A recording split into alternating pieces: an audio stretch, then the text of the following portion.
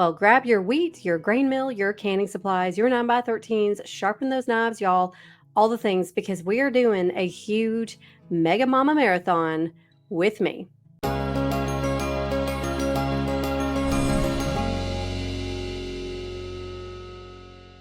Hey y'all, welcome back to Grains and Grit. My name is Felicia, and yes, new background because I'm kind of popping in here in where I edit my videos, because just to let y'all know, this is going to be a different video because it is going to be a huge, big, mega mammoth marathon to get all the things done in the kitchen. So I'm actually combining several of my bake, can, cook with me videos to basically give y'all one long bit of inspiration to get those things done in the kitchen. So basically the point of this is where I'm your friend here in the kitchen alongside of you while you work on whatever it is that you got to work on at your house today, because we all know there are all the things that we got to be working on.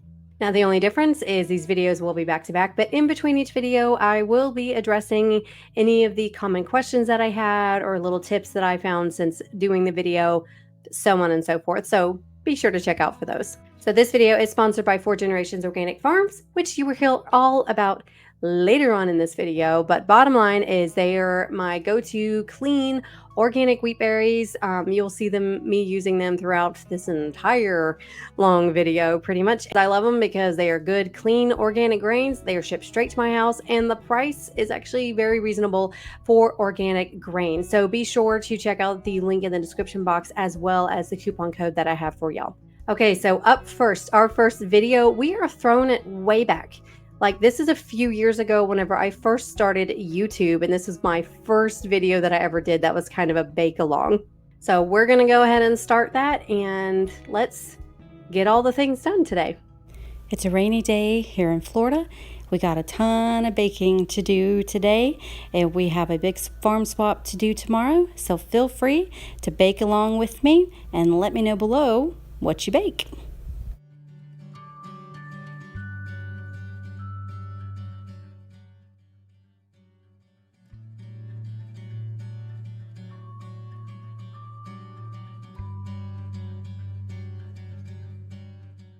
Hey everyone, welcome back to Grains and Grit. Today is going to be different of a video, more like a vlog style. So it's going to be quite informal. It's a huge baking day. Tomorrow is a huge farm swap that some people in our community have decided to do. This is the second time they are doing it, and I'm really excited to participate because it allows me to meet new people in our community. I did it the first time, and it was the first time that I ever sold my bread, and it was quite exciting because I get to talk to people about it, meet new people. I sold out of my bread. I didn't bring a lot, so this time I'm going to be bringing more loaves, so we're starting early today. I'm also going to be bringing some muffins, and I'm going to show you a new type of muffin that I'm doing. Now, if you've seen my muffin video, I'll be sure to link it up.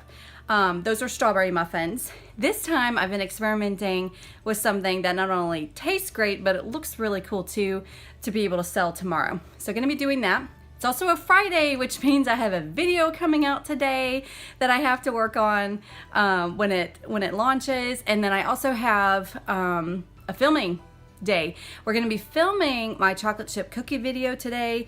Why not? Because I'm wanting to make the chocolate chip cookies to sell tomorrow, and I'm not sure if I posted that yet, so if I have, I'll be sure to link it below or up here somewhere.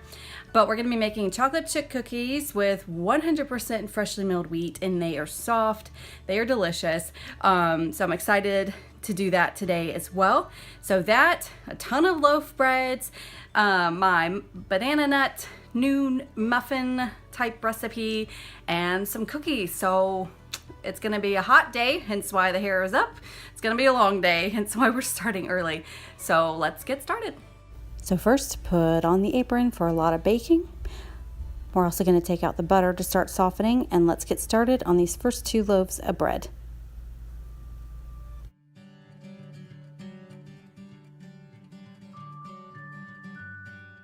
All right, so it's another rainy day here in Florida.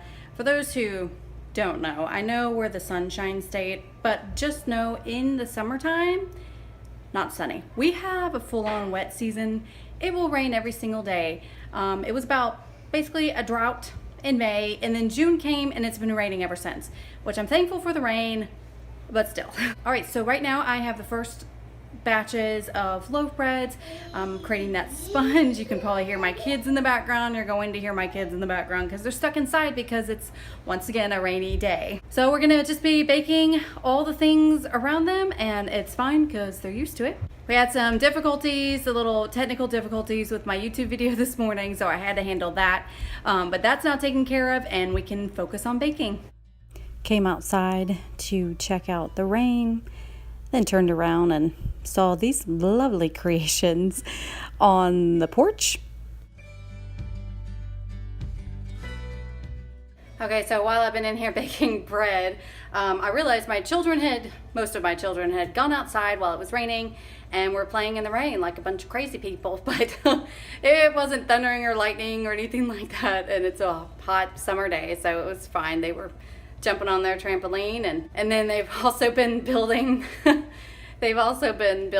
these, I guess, looking like dinosaur bones with their rocks. If that doesn't scream homeschool kids, I don't know what does. So the sponge is done, and it's time to add the rest of the ingredients to my bread recipe and knead it all up. If you haven't seen my bread recipe, be sure to look in the description box below. I will link it there, and also top right hand corner here as well. And as you can see, I'm just checking to see if I need to add some more flour, which I do before I start the kneading process.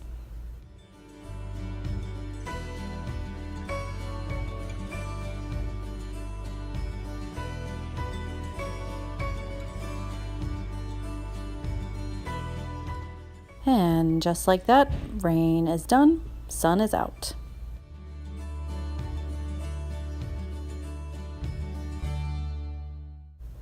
And the kneading process is now done, so it's time to grease up my loaf pans. These are actually ones that I got from my great-grandmother. And if you've seen my bread recipe, this process looks familiar, except one part, and that is where I weigh my dough. I try to make sure now that they're as even as possible, especially since I'm trying to sell them. So here I am, I just divide them up, and then I just weigh each one to where they're about the same. Again, these are large 2-pound loaves, but they come out looking quite even.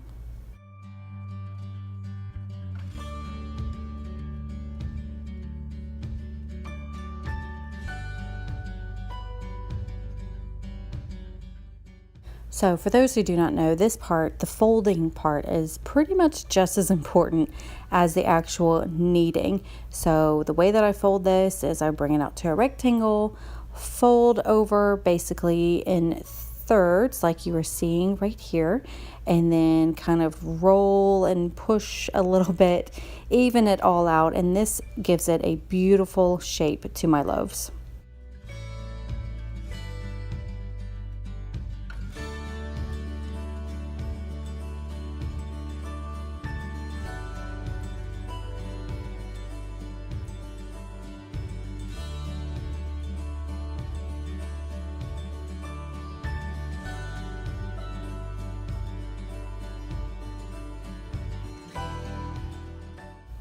So now that I have these folded and rising, I preheat my oven to 350 degrees, put them on top of my oven so they can be in a nice warm environment to rise, and then go ahead and get started on the sponge for the next 2 loaves.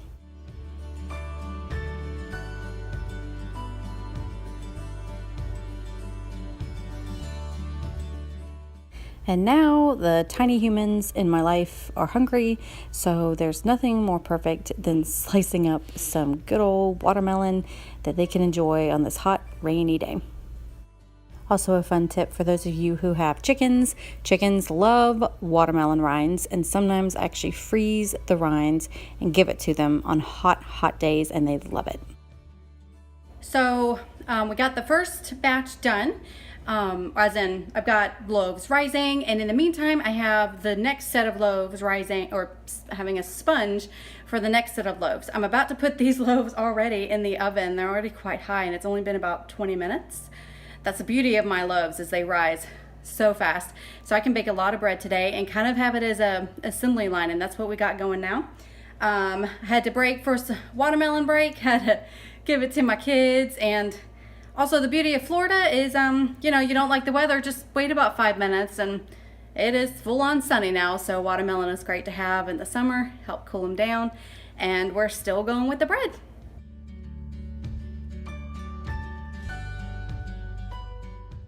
No joke, about literally about 5 minutes later, after I said if you don't like the weather, just wait 5 minutes and it will change. And I said how sunny it was, it's now raining again. So, yeah. No, that's Florida. So we've had rain, it was full on sun, and now it's raining again. That's welcome to the Sunshine State. First 2 loaves are done. Time to get them in the oven. They will rise even more.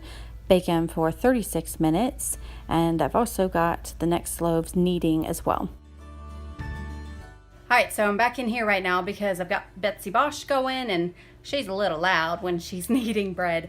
Just to answer a question, in case you were wondering why in the world am I only making 2 loaves at a time, especially whenever I'm wanting to bake so much, it's mainly because I have 2 loaves down to pretty much perfection, and they come out great every single time I do it now, and I don't really want to mess that up. I can put 4 loaves in my Bosch mixer, but it is definitely pushing it. These are large 2-pound loaves each. It's a ton of dough that is working, and anytime that I've done the 4 loaves into my Bosch, I haven't had the best consistency of the bread, and today I need a good consistency, especially to be selling the bread. And I probably could do 3 loaves, but I haven't taken the time to calculate to get it up from 2 to 3 loaves, so I probably should do that one day, but I have not done that yet, and so that's why I'm doing only 2 right now. Okay, so I want to show here that I have these new loaves that are rising. I've got 2 in the oven, and I've got about 10 more minutes for these loaves in the oven to be done. So I've got these that are starting to rise, these that are in the oven, and now I'm going to start with the new sponge for these, and let's get this going.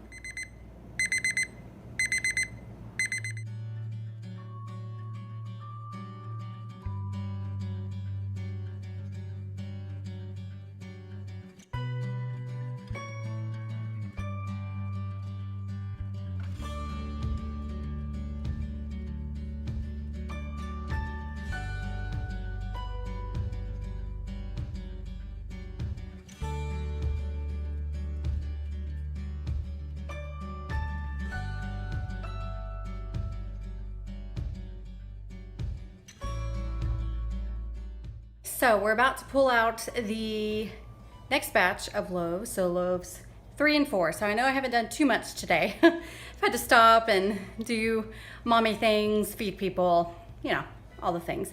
But now this is about 15 more minutes.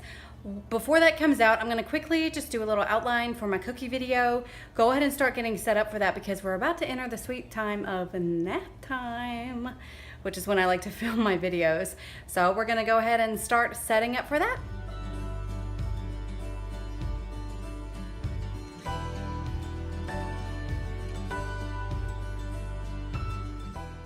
So for cooking videos, the biggest part is getting out all of the ingredients. Go ahead and get my flour already milled, putting everything out, making sure it's already measured. So it takes a little bit of time, but it definitely makes the recording process a lot smoother.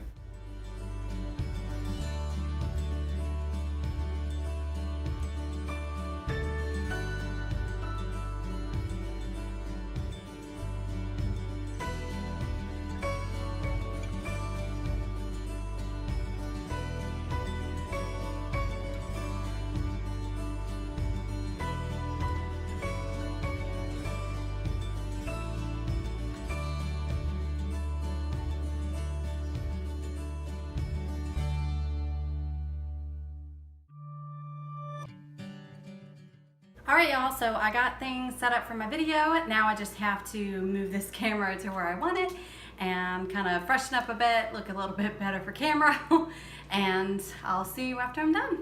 Alright, so we got the video done and recorded. We got the chocolate chips made, cookies made.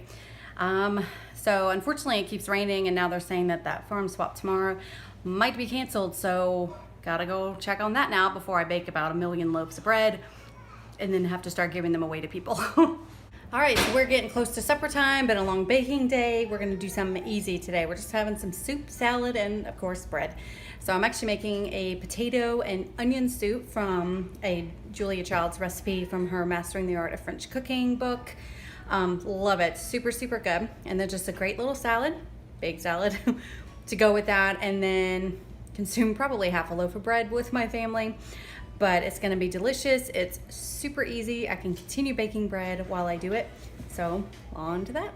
All right, so it is around 8 o'clock tonight, and I'm still baking bread. Come to find out, I'm gonna have to go to the store and get some eggs at 8 o'clock at night. And I have like a ton of chickens, and I have to buy eggs. This is ridiculous. So I think it's either obviously where we have some sort of predator. I think we're gonna be really checking that over the next few days to see if we have a snake or something stealing our eggs, because we've been keeping them pinned up. We do have free range chickens, which, you know, it's normal for them to hide their eggs. Another thing is it has been raining constantly lately, so I'm kind of wondering if the dark weather is messing them up. But anyway, we've got several loaves of bread made. We've been working on getting everything ready for tomorrow. The supper was delicious, wonderful and easy, wonderful soup. It literally is just potatoes, onions, water, some salt, and I add a little bit of butter into it, and then a good salad. It's super easy. So we're gonna see if we can go get some eggs. I don't think a neighbor of mine has any either. And then we're gonna get on to the muffins. Yay! Well, it is muffin time at 9 o'clock at night, but it's all good. It's all good. At least it's something very easy. I'm gonna be trying to make 48 muffins. It actually might be a little bit more than that, but these are gonna be my banana nut muffins, and I'm excited to show you how I do this. I do use the basic muffin recipe that I have. It's a printable recipe that I have on my website under grainsandgrit.com/recipes.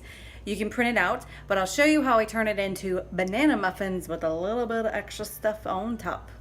Okay, so as I stated, this is my basic muffin recipe that I'm going to be making, but at the end, I actually add in just 4 cups of mashed bananas. I actually had these frozen into 2-cup increments. So we're adding 2 of these bags, and it turned out really well with these frozen mashed bananas.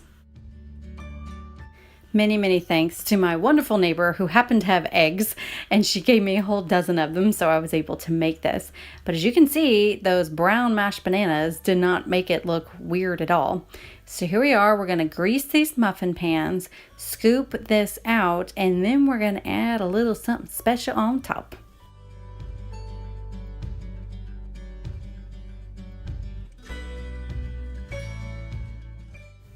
Do know that this recipe that I'm making and the one that I have on my website calls for 24 muffins. I went ahead and doubled that to make 48. And here we are adding the something special on top. And this is diced nuts. I'm actually using diced walnuts here, but feel free to use diced pecans, whatever nuts that you have on hand, to go ahead and add them before we bake them. Now we take a little break to get some bread out of the oven, and then back to putting all the nuts on top. And then we're going to put them in the oven. Only need them about 12 minutes for them to cook. And then they came out beautifully. They look so cool with the nuts that are on top.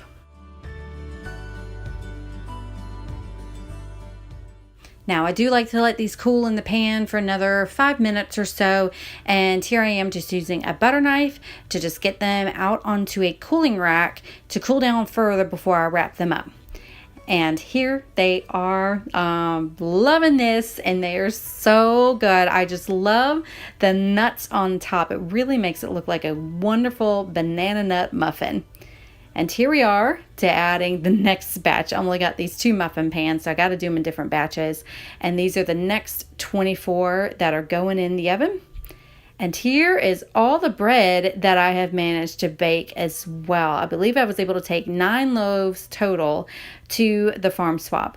And now it is time to wrap them up. Now, I actually did have labels to print out, but I've got a new printer, haven't quite figured it out yet, and those labels didn't work out so well. So I just printed them out here on regular paper, and I'm going to tape them to them. And these bread bags I have below, I will link them below. These are huge. They can actually fit 2 loaves. I'm going to go smaller next time, but they'll work for now because they don't come with twisty ties, so they do allow me to tie them up like this. And then here I just add my label with my website, my name, the ingredients, with just some good old packing tape with the regular printer paper. And now the muffins are cooled down so I can wrap these up as well. I was actually really unsure how to wrap these. As you can see, it took me a few tries to figure out the best way to wrap them. This is just in saran wrap. Next time I do these, I'm actually going to buy like the smaller tin foil type pans, put them in there, maybe half a dozen at a time, and that way wrap them up, because these just seem to kind of squish the nuts on top. Didn't make them look as pretty, but I think people did really like at the swap to be able to just buy them individually for how many they needed. But next time, I think I'm going to just sell them 6 at a time in those little pans with some of that clear plastic wrap over them to make them look nicer.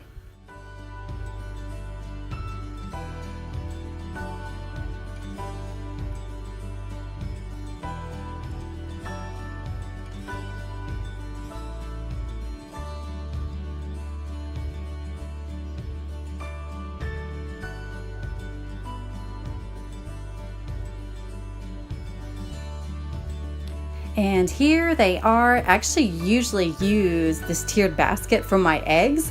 So I took those out. Well, I don't have any anyway. So I went ahead and used these, and it looked great on the table to have the muffins all nice and stacked. But here are 48 of them. All right, so we're about to leave to the farm swap. They were saying it was like 80% chance of rain, but now it's actually sunny. And if you can tell by my face, it's about 1,000% degree humidity. So just know, Florida, we live in a rainforest. But I'm super excited. We got everything packed and we're on our way.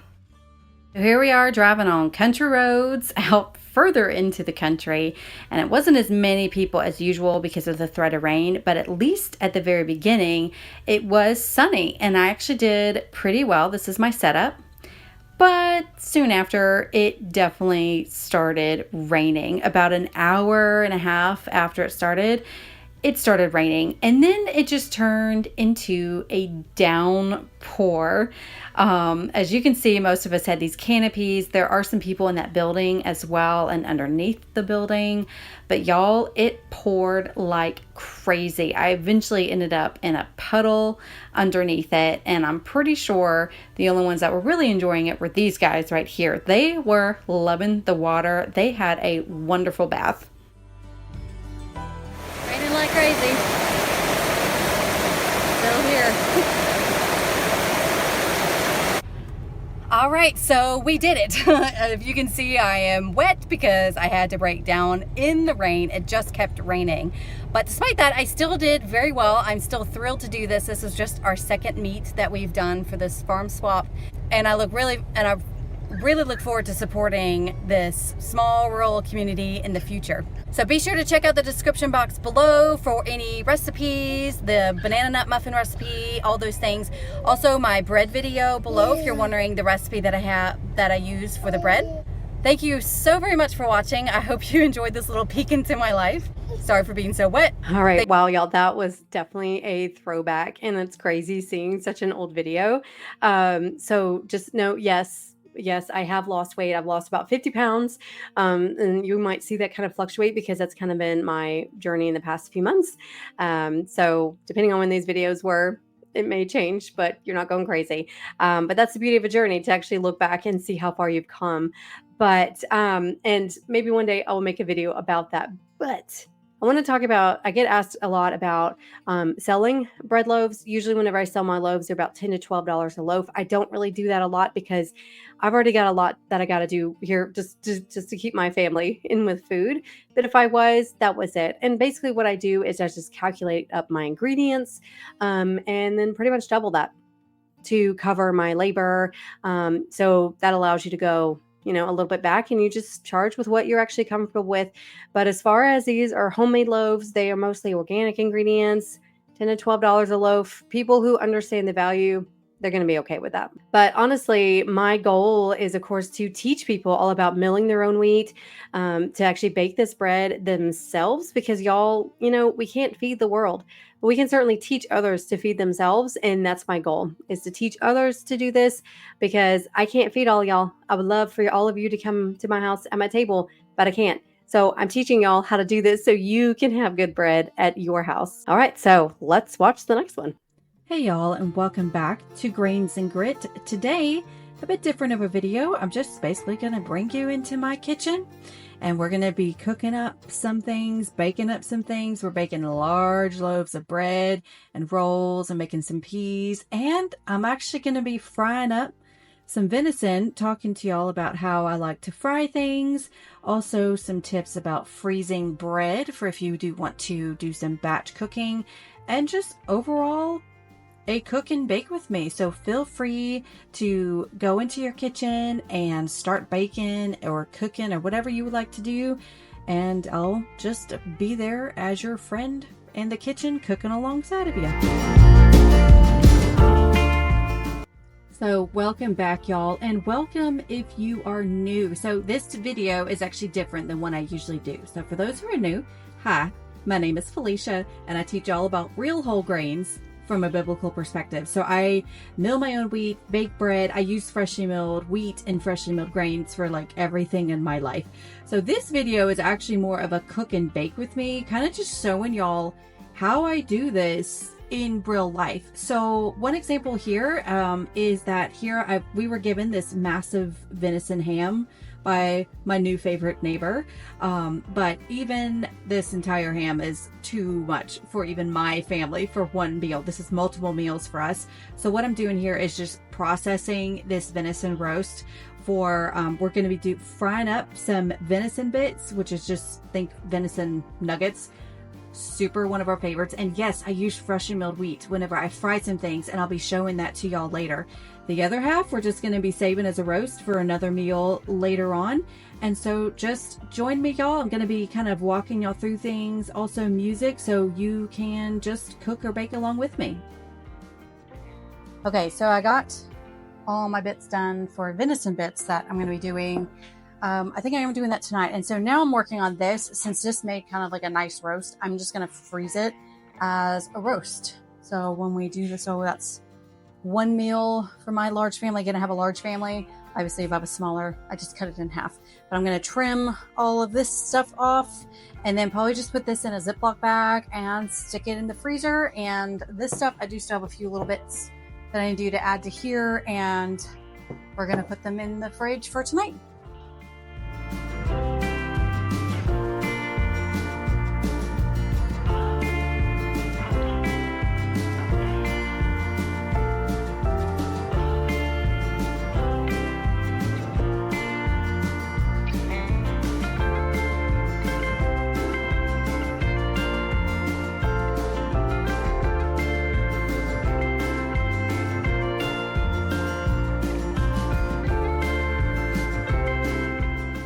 Okay, so I can cross off the venison off my list. Okay. So I need what to do next. Okay, so I have some things I put on the list that I need to thaw. I can do that later tonight so they can be thawing. But now I think I'm going to start doing all the prep work and stuff. So I need to roll some oats for something I'm making tomorrow. Oh, the apple crisp that I'm making tomorrow. I want to go ahead and chop a lot of the vegetables that I need for these dishes tomorrow. So that way I don't have to worry about that. I've got a ham. I'm going to go ahead and dice that up so I can get that out of the way. I might go ahead and shred some of my cheese, although I do it in my food processor, so it's not like it would take that much time. And then probably go ahead and get started. Let's see, it's almost 2 o'clock. So I know it seems to be taking me all morning just to do that venison, but this is a Friday, so we were still homeschooling this morning. All the things going on with the kids and then preparing lunch and everything like that. So what you were seeing is what I was doing while I was here helping my kids with whatever school that they had.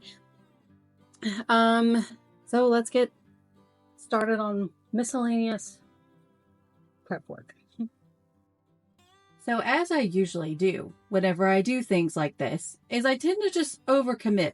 Like, yeah, I've totally got this. We can totally do this. But y'all, this was my very first time actually doing where I was wanting to do like the freezer meals and stuff like that. So a lot of these freezer meals, I did do the next day, but that's another video. So today I'm just kind of getting together like what all I need to cut up. I'm just gathering up my ingredients, getting a list for my husband because he had to pick some things up while he was out for me, and keep honing my knives. I'm always honing my knives.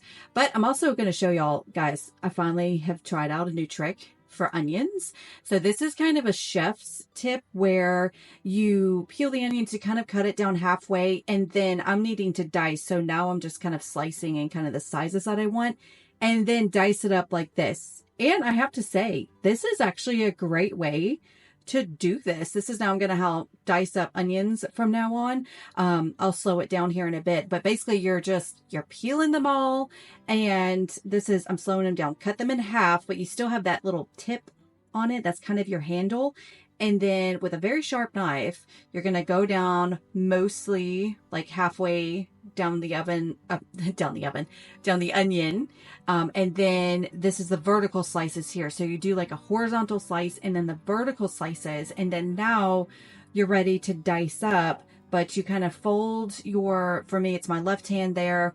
I'm kind of folding my fingers under, sort of, so I don't cut them and they're moving as I go back. And that very tip, I discard, and then now I have these wonderful diced onions, and I was actually getting a lot faster as I was going, and this was a great way to do it.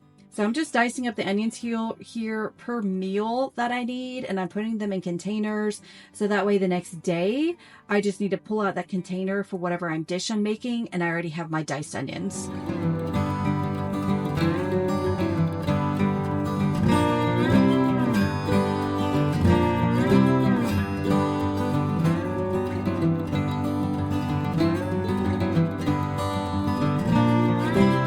So I feel like I'm improving here. Check me out. Yes. So let me know in the comments below if you have any tips about doing all of these onions and not crying your eyeballs out, because there were a ton of onions that I had to cut up today. We also had to do some celery, and then I think we've got garlic coming up as later. So basically, again, these are just recipes that I'm going to be using for freezer meals and prepping as much as I can today. I also had to stop for lunch, and then I needed some mayo, so I made some mayonnaise, which y'all, if you don't make your own mayonnaise, you should. It's just crazy easy to do. But now we're going to go ahead and get started with rolling the oats for things that I need. So I did a video all about this, how I do roll my oats, but this is the attachment to my Bosch Universal Mixer Plus to be able to do the oats. And this is definitely not enough. So I'm going to hand this off to one of my kids to go grab me some more, and then it'll magically show up later.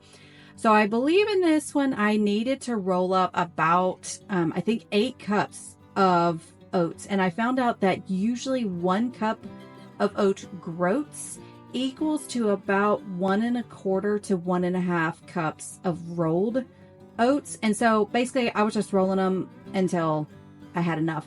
And while they're rolling, I'm taking some of the ham that I'm going to be using the next day for some egg muffins. I'm going to just go ahead and be dicing that up. Also checking on the oats that are being rolled, because it does take a little bit of time to do that, but that allowed me to kind of baby it a little bit and also talk to my husband, who you see here.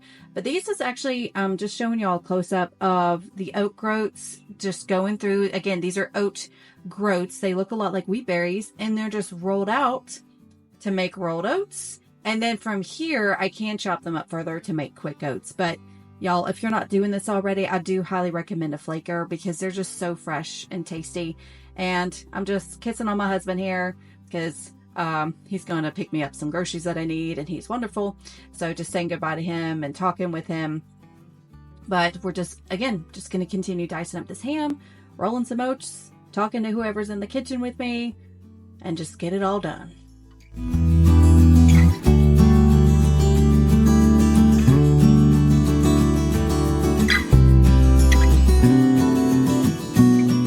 I'm done with all the oats, we're just actually going to store them in a gallon-sized glass jar so I don't have to use up a plastic bag.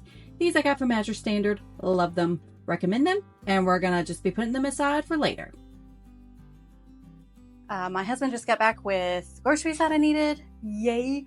So I can keep going. But I think right now I'm going to start actually making the pretzels. So again, this is a Jill Winger recipe from her Prairie Homestead cookbook.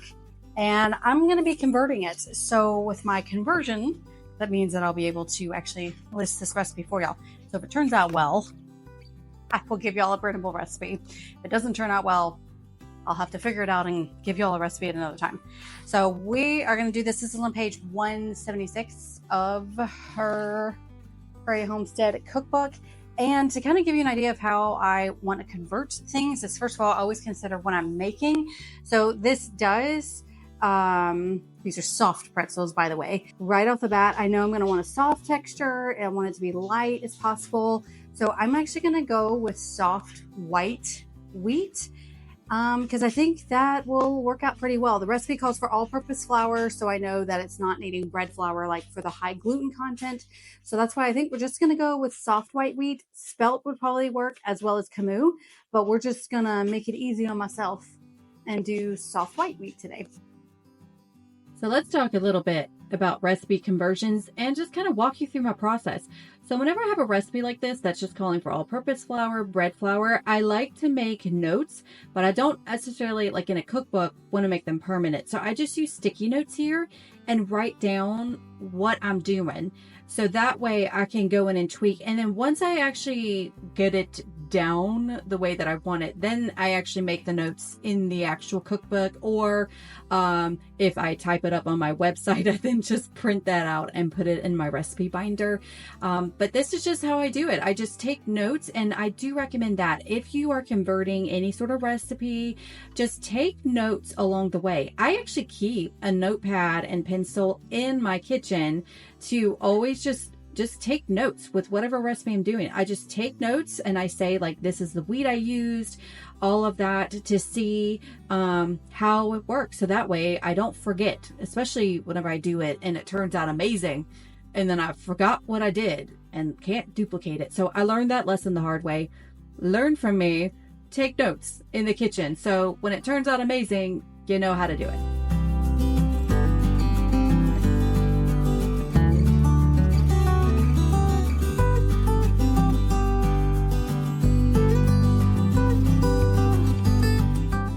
Okay, I have to admit, this is not feeling as soft as I think it should, which may be an indication that I just added too much flour. However, this is going to rest.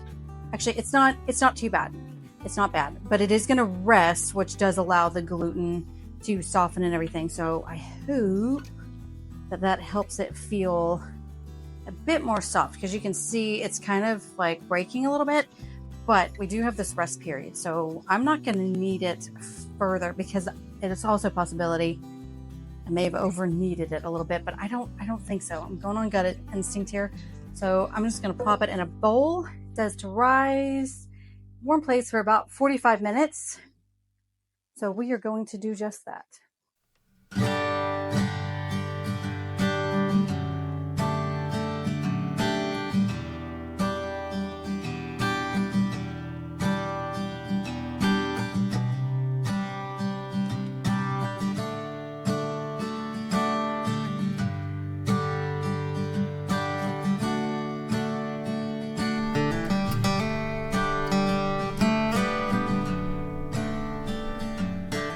Okay, so it's about, looking at the clock behind it, 4:10 right now. So I actually need to start getting ready for supper.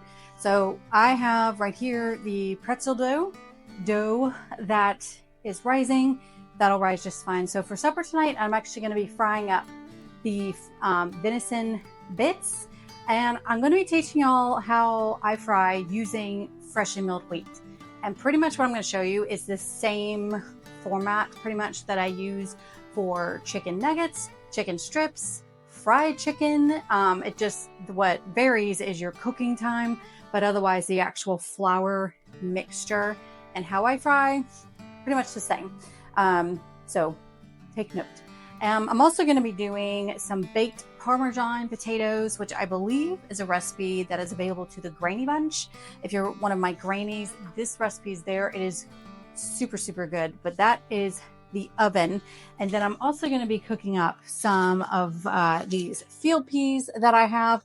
I love these. I call them field peas. That's pretty much what we call them here. Let me know what you call these. These come available around the summertime around here, and there's different varieties. You have white acre, purple hull.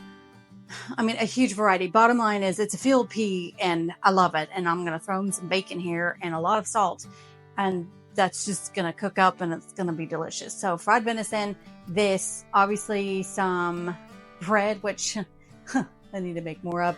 So we're probably going to get some bread going, a mixture of, I'll use some of that for loaves and then some of that for rolls so we can go in and have it tonight. But the baked potatoes need about an hour to cook. These are just, the field peas are just on the stovetop. And then I can go ahead and prep the venison. Thankfully, they're already cut up. They're already in the fridge. So all I need to do is just do the flour mixture, and then we need to get our oil heated. And for the sake of time, I've asked my husband if he could deep fry them in the big fryer outside. So I think that's still the plan. He will be doing that for me because it's bigger and it just goes by much faster. They actually don't take long at all to fry because they're small. You just really need them in there for like 15, 20 seconds, and then you pull them out. And that's the best. I find, especially with venison. Venison can be tricky because it can be like too tough. So I'll go ahead and tell you, let's just talk about frying up some venison. So first of all, I find that the leg meat does better. I do not use random bits of venison when I fry it because it tends to just be too tough. And that leg meat tends to do very well. You could also do the back strap, but I like to save the back strap for things like fajitas or, something a bit fancier than just frying it up.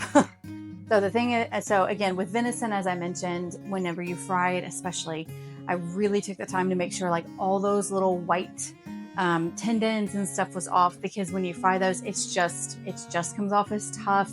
I don't have a problem with gamey meat. Just personally don't have a problem, but if that is an issue to you, I do know my dad has a recipe that he did where he would soak it in, I believe it's 1 part Catalina dressing and 2 parts, is it French or Italian dressing? I can't remember. I think it was Italian dressing. And that worked really well, but you can also soak it in milk. That's another thing. So if you want to do it and then like overnight soak it in milk, I put it in buttermilk anyway. Buttermilk and egg mixture anyway before I put in the flour mixture. So either way, it's not going to hurt anything. I haven't had any problems, but I'll go ahead and tell you, gaminess generally comes from how it is hunted. So as long as you have a good hunter who knows the best way to kill and process, then you should be fine. So I'm going to go ahead and get started. And whenever I'm ready to mix up the flour mixture for frying, I'll walk you guys through that.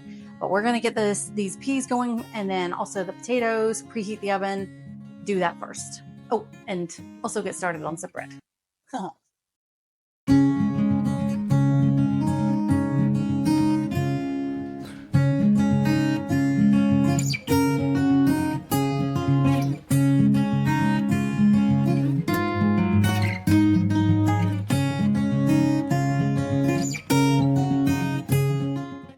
Now, I will say with these peas, these were already blanched and prepared for, or actually not, I don't think they were particularly blanched. They were just washed, rinsed very, very well.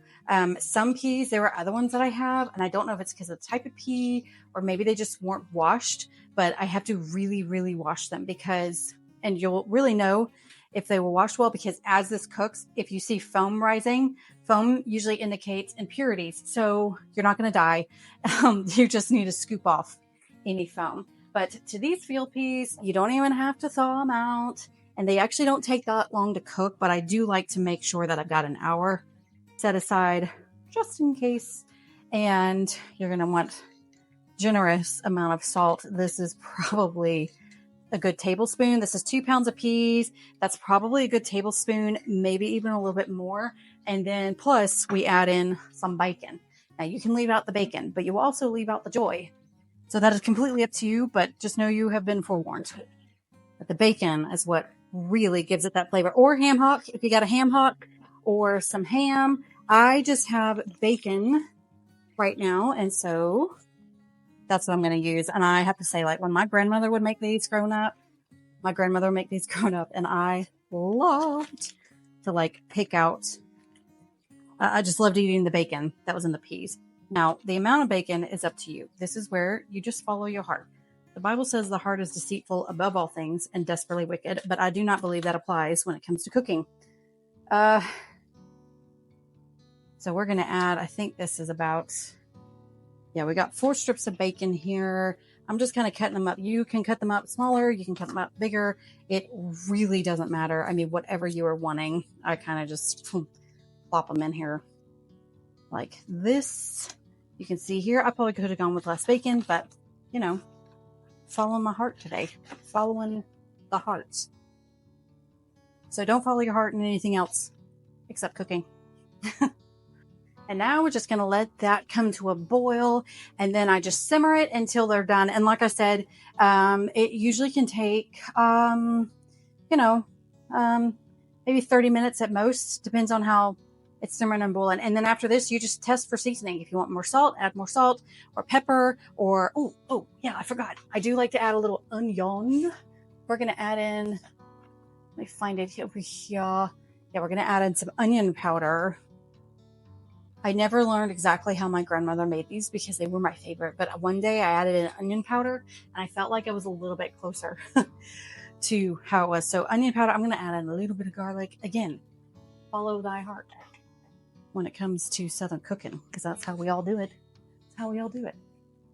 Okay, now we come bring it to boil, simmer until these are done. And when it simmers, I do like to add a lid. So I will have that ready to go. Now on to the potatoes, and I'm going to mill some more wheat to start with the bread. All right, so here's the deal. Not sure if you can see my face, so forgive me if I'm cut off, but I'm not washing my bowl because this was just from the pretzels. I'm just baking bread, and I just did it, so I'm going to save myself a step, not wash the bowl. Now, as you can see, if you saw, I might remember my list. I was wanting to also make bread for my friends having babies. So I'm actually going to go ahead and make the maximum amount that I can, which on my recipe cheat sheet, I have that it makes 3 loaves. I can actually usually squeeze out 5 smaller loaves. I probably will still have to bake bread again tomorrow because I need it for my family and I don't want to do it on Sunday. So, but at the very least, we're going to make rolls out of this. The rest of it, we're going to make loaves. They can be cooling. I'll decide if it's for us or my friends and we'll freeze them. I did get some tips from people about freezing the loaves because I personally have never done that. Yay. So we're going to get this where this is proofing the yeast. So I'll link my recipe cheat sheet here. I need to update it because it says for 3 loaves, but again, I can do 4 or even 5 loaves. So yeah, really need to update that thing. And I actually thought of doing a video soon of showing y'all how to do like the exact ingredients list. So I may just make another cheat sheet completely of ingredients list for 1, 2, 3, 4, and even 5 loaves, because that's the maximum that the Bosch will take, and probably the Ankh as well. Okay, so we're doing 3. I need some more yeast. 3 1/4 tablespoons of instant yeast. So I'm going to use the rest of what's in this bag. Now, do you know, I personally love stainless steel measuring cups and spoons because I beat the tar out of them, and I've broken so many plastic ones. And 4 Jars now has their own stainless steel spoons and measuring cups, and I love them. And I believe I have a discount code for y'all. I will link that down below. Oh, got to deal with my peas here because they are coming up. These are going.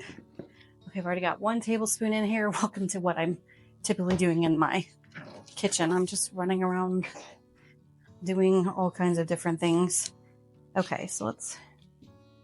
Now this is the Fleischmann's brand of yeast. I can get at Sam's Club. I usually am getting the, is it Red Star?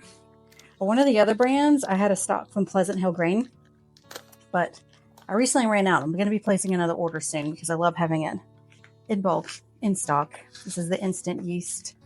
Okay, so let me mix it up. Okay, so 1, 2, and 3. A little bit for the quarter.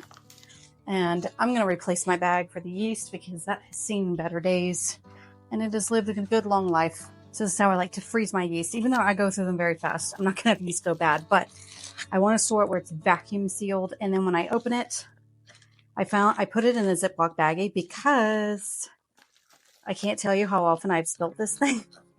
So at least if it spills, it's in a Ziploc bag. Okay, and then just close that up. And then I just keep this in my freezer. And I have never had a problem with it going bad at all. 5 3/4 cups of warm water. So got to get that warmed up. Now, do you know that the wheat I'm using hard white wheat. This is from 4 Generations Organic Farms. If you're curious, never had a problem with it. It tastes great. I do have a coupon code for y'all. I'll list it here. And then the soft white wheat that I had, I believe that was from... I think we got it from the soft white wheat from Pleasant Hill Grain. So that's also great as well. I don't have a coupon code for y'all for that, but you can go to grainsandgrit.com/PhD to shop with them. They're super, super clean wheat berries. This video is not sponsored by anyone, my own opinion. But yeah, they're really great. Now, do know I will give you a hint for Pleasant Hill Grain. So make sure you sign up for their email list because they frequently send out coupon codes that are only exclusive to their email list. So for example, recently, just the other day, they actually sent out a coupon code to their email subscribers for 20% off of wheat berries. And I'm not allowed to share that with you guys. It is just for email subscribers. So be on the lookout for that. I've seen it for the Berkey water filters, for wheat berries, for mixers, all kinds of different things that are exclusive only to email. All right. And y'all know the drill by now. We let this sit. We got to mix it up. So I think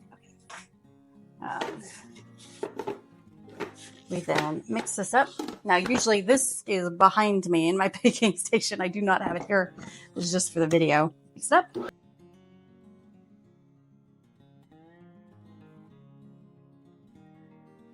We are going to let that sit for, it's kind of warm today, so I'm just going to do 15 minutes. Okay, and now we're going to get started on those Parmesan potatoes. Change of plans, forgot I have no Parmesan for Parmesan potatoes, and you got to have that. So I'm going to, we're just going to roast. We're just going to roast some potatoes. I'm going to wing it. We are going to wing it. See how this goes. Okay, so what I'm going to do, I'm kind of going to go by memory of what I do with like the Parmesan potatoes. I'm just going to do that, but without the Parmesan. So I'm going to be adding like different seasonings and stuff. So we're winging it here. I'm going to take a whole stick of butter and we're going to put this in the oven. 425 is preheating. I'm going to put that in the oven to melt. Yellow potatoes. I like yellow or red potatoes because you don't have to kill them when... Okay.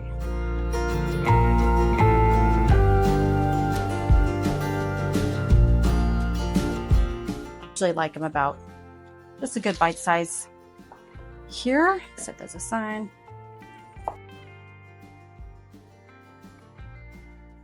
Red and yellow potatoes are also a bit lower on the glycemic index. So for those of you with sugar issues, need to watch that. These are better than your typical white Idaho potato. They're more expensive, but worth it.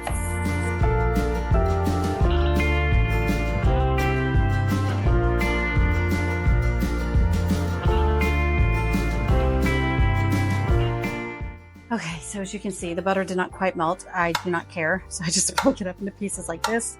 This is basically how I cook. I just go with it. Go with it. Okay, kind of spread that around because obviously this will melt a bit more. And I may need more potatoes, but I'm not really sure.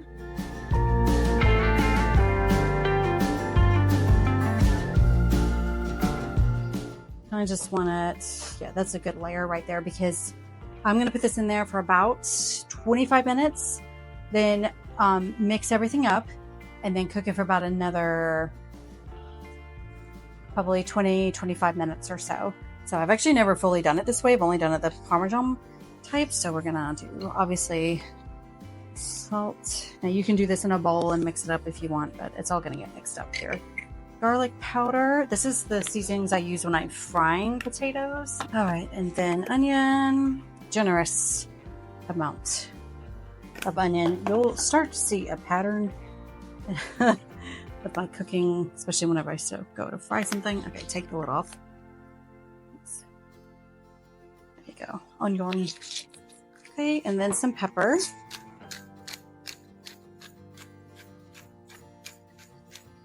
Okay. And I'm going to go ahead and mix this up with the butter and the seasonings, make sure everything is nicely mixed up. Now, usually I would do 2 of these for my family, but we also have those peas. We've got the fried venison. We're going to have some bread.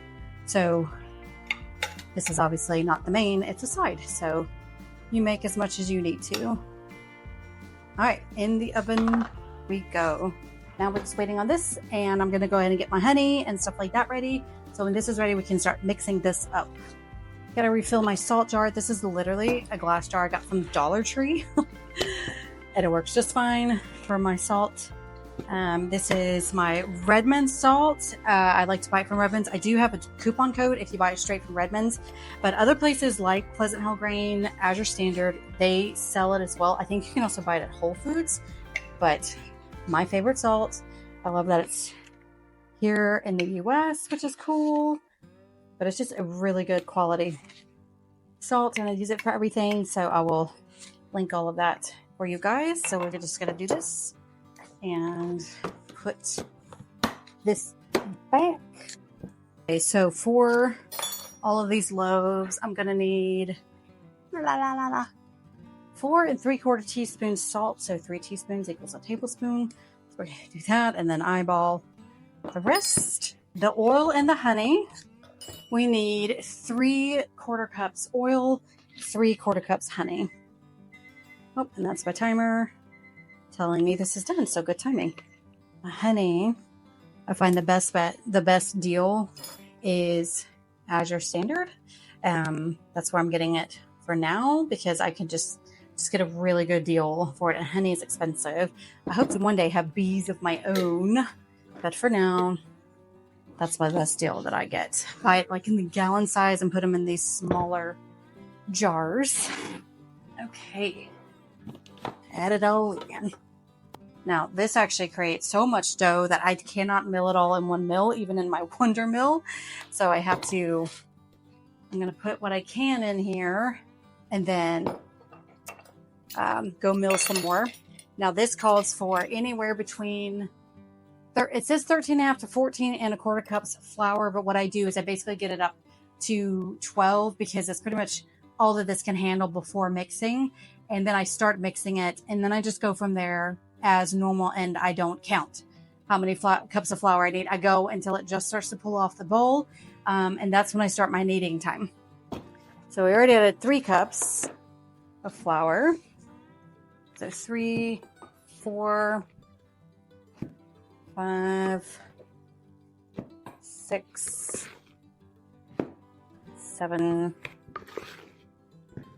8, 9. Just kidding. I usually can do like 10. So I basically use all the flour that I did mill, and then I go mill some more while this starts mixing up, and then I just start adding it in. I find that whenever I do it this full in my Bosch Universal Mixer, it is crucial that the flour really, make sure it's really mixed in each time I add some more before just adding some more, because it takes a bit longer for all the flour to be mixed in.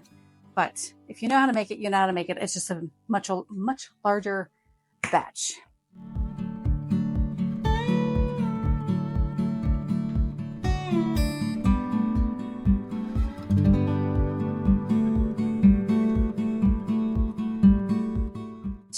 help it out, I'm going to go ahead and just scrape down. I do not like to leave this mixing while I'm milling up more flour. I just usually like mix it up enough, stop it, finish milling, and then add some more. So we're going to scrape this down to help it. And I am going to start, I'm going to put this on the 2 setting for my Bosch. So usually I knead on the 1, but this is a lot of dough. So we're going up to 2.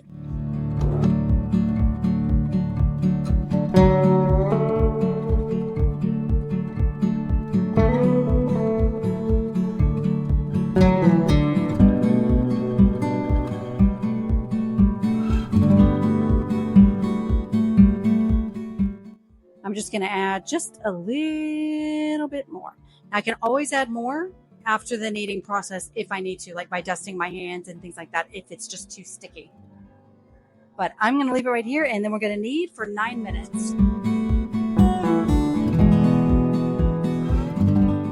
All right, so I hope that y'all can hear me while the Bosch is mixing up that bread. And while it does that, let's talk about frying.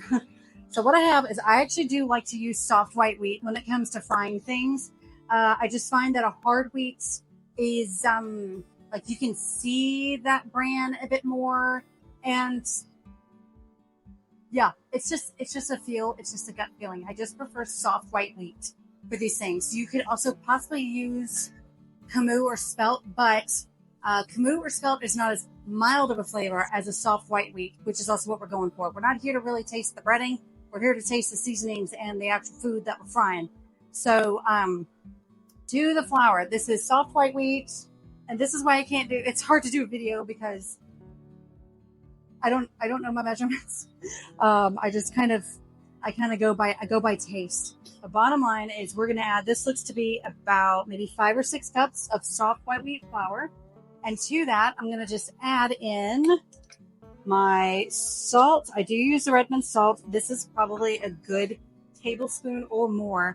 And then we need garlic powder, which need a good amount of that, probably about 2 tablespoons. And then a whole lot of onion powder. I find that the onion powder is what is really crucial. And then to that, I just mix it up by hand. And then here's how I know if it's good. I taste it. So make sure your hands are clean. And then I just kind of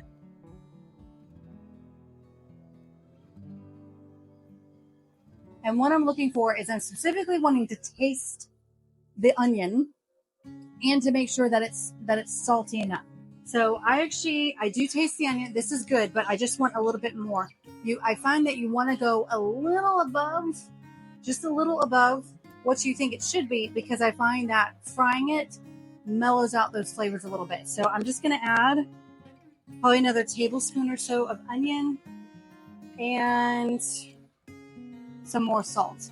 Let's mix this all up here. All right, taste it again. Again, it's for my family. It's okay. It's okay. Oh, yeah, that's good. So I now taste that it is salty, not crazy. If you find, usually in cooking, when you find that something is missing, it's usually salt. So I did salt that. That may be, actually now think about it, might be a little too much, but that is okay because that's how we prefer it anyway. But you do it to taste. But I find it's the onion powder, the garlic powder, and the salt. It's a soft white wheat flour milled fine, and that's what we're going for. So, and then the oil, fry at 350 degrees for venison, and for venison bits. Again, these are like little nuggets of venison. Usually very quick, like in, out. I mean, like we're talking 15 seconds or so. It doesn't need much because they're in such small bite-sized pieces. They are cooked through. We're not wanting well done. If you want it well done, burnt to a crisp, apologize to the deer, but do as you wish.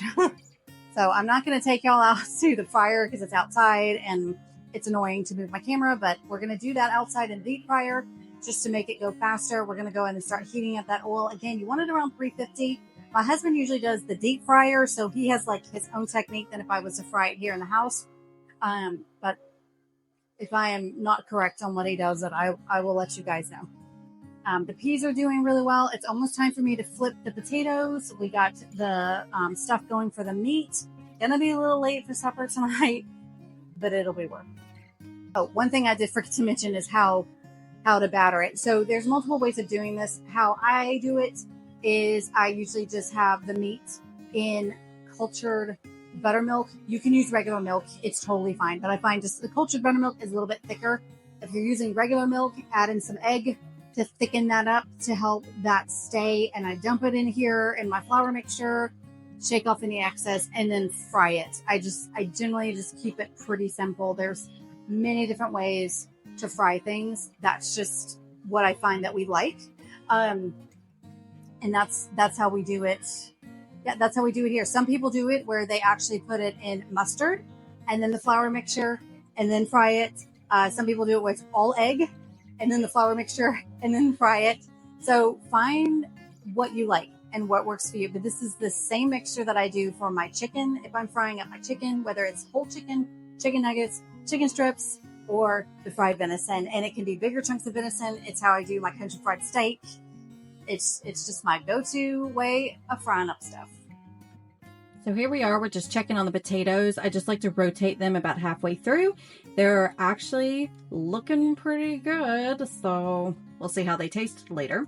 And then while all this is happening, it's now time to make the bread. So here I am actually making the rolls. I did do a video about this, about how I do my rolls. So if you need to slow down to see how I roll it. And I can do 2 rolls at once on the counter. That's cool. Do know if you're going to do this, make sure that it's not a floured surface where the dough is sliding around all the time. It does need to be like nothing on there. So if you need a bit of flour, just add it to your hands to be able to do that. But that definitely takes practice.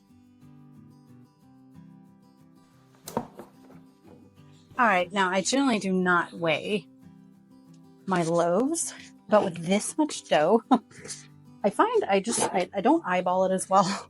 So we are going to weigh these doughs just to determine how many loaves I'm wanting to do,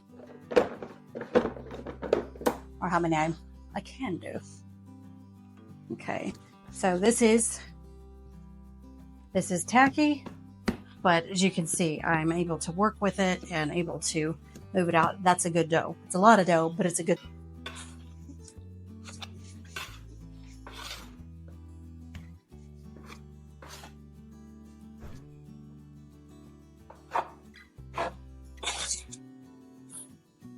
Okay, 1 pound 6.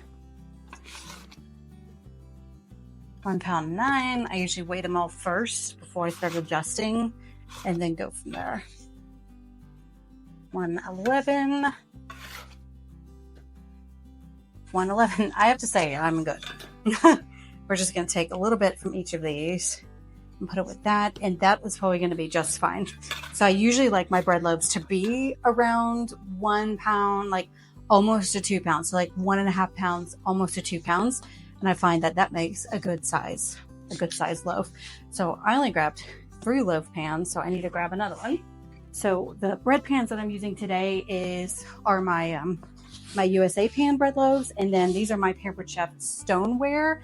So this is still new and not quite seasoned. So for now, I do spray it, but I do not have to spray my USA pans because they are a silicone non-stick pan, and I love them. Love them very much.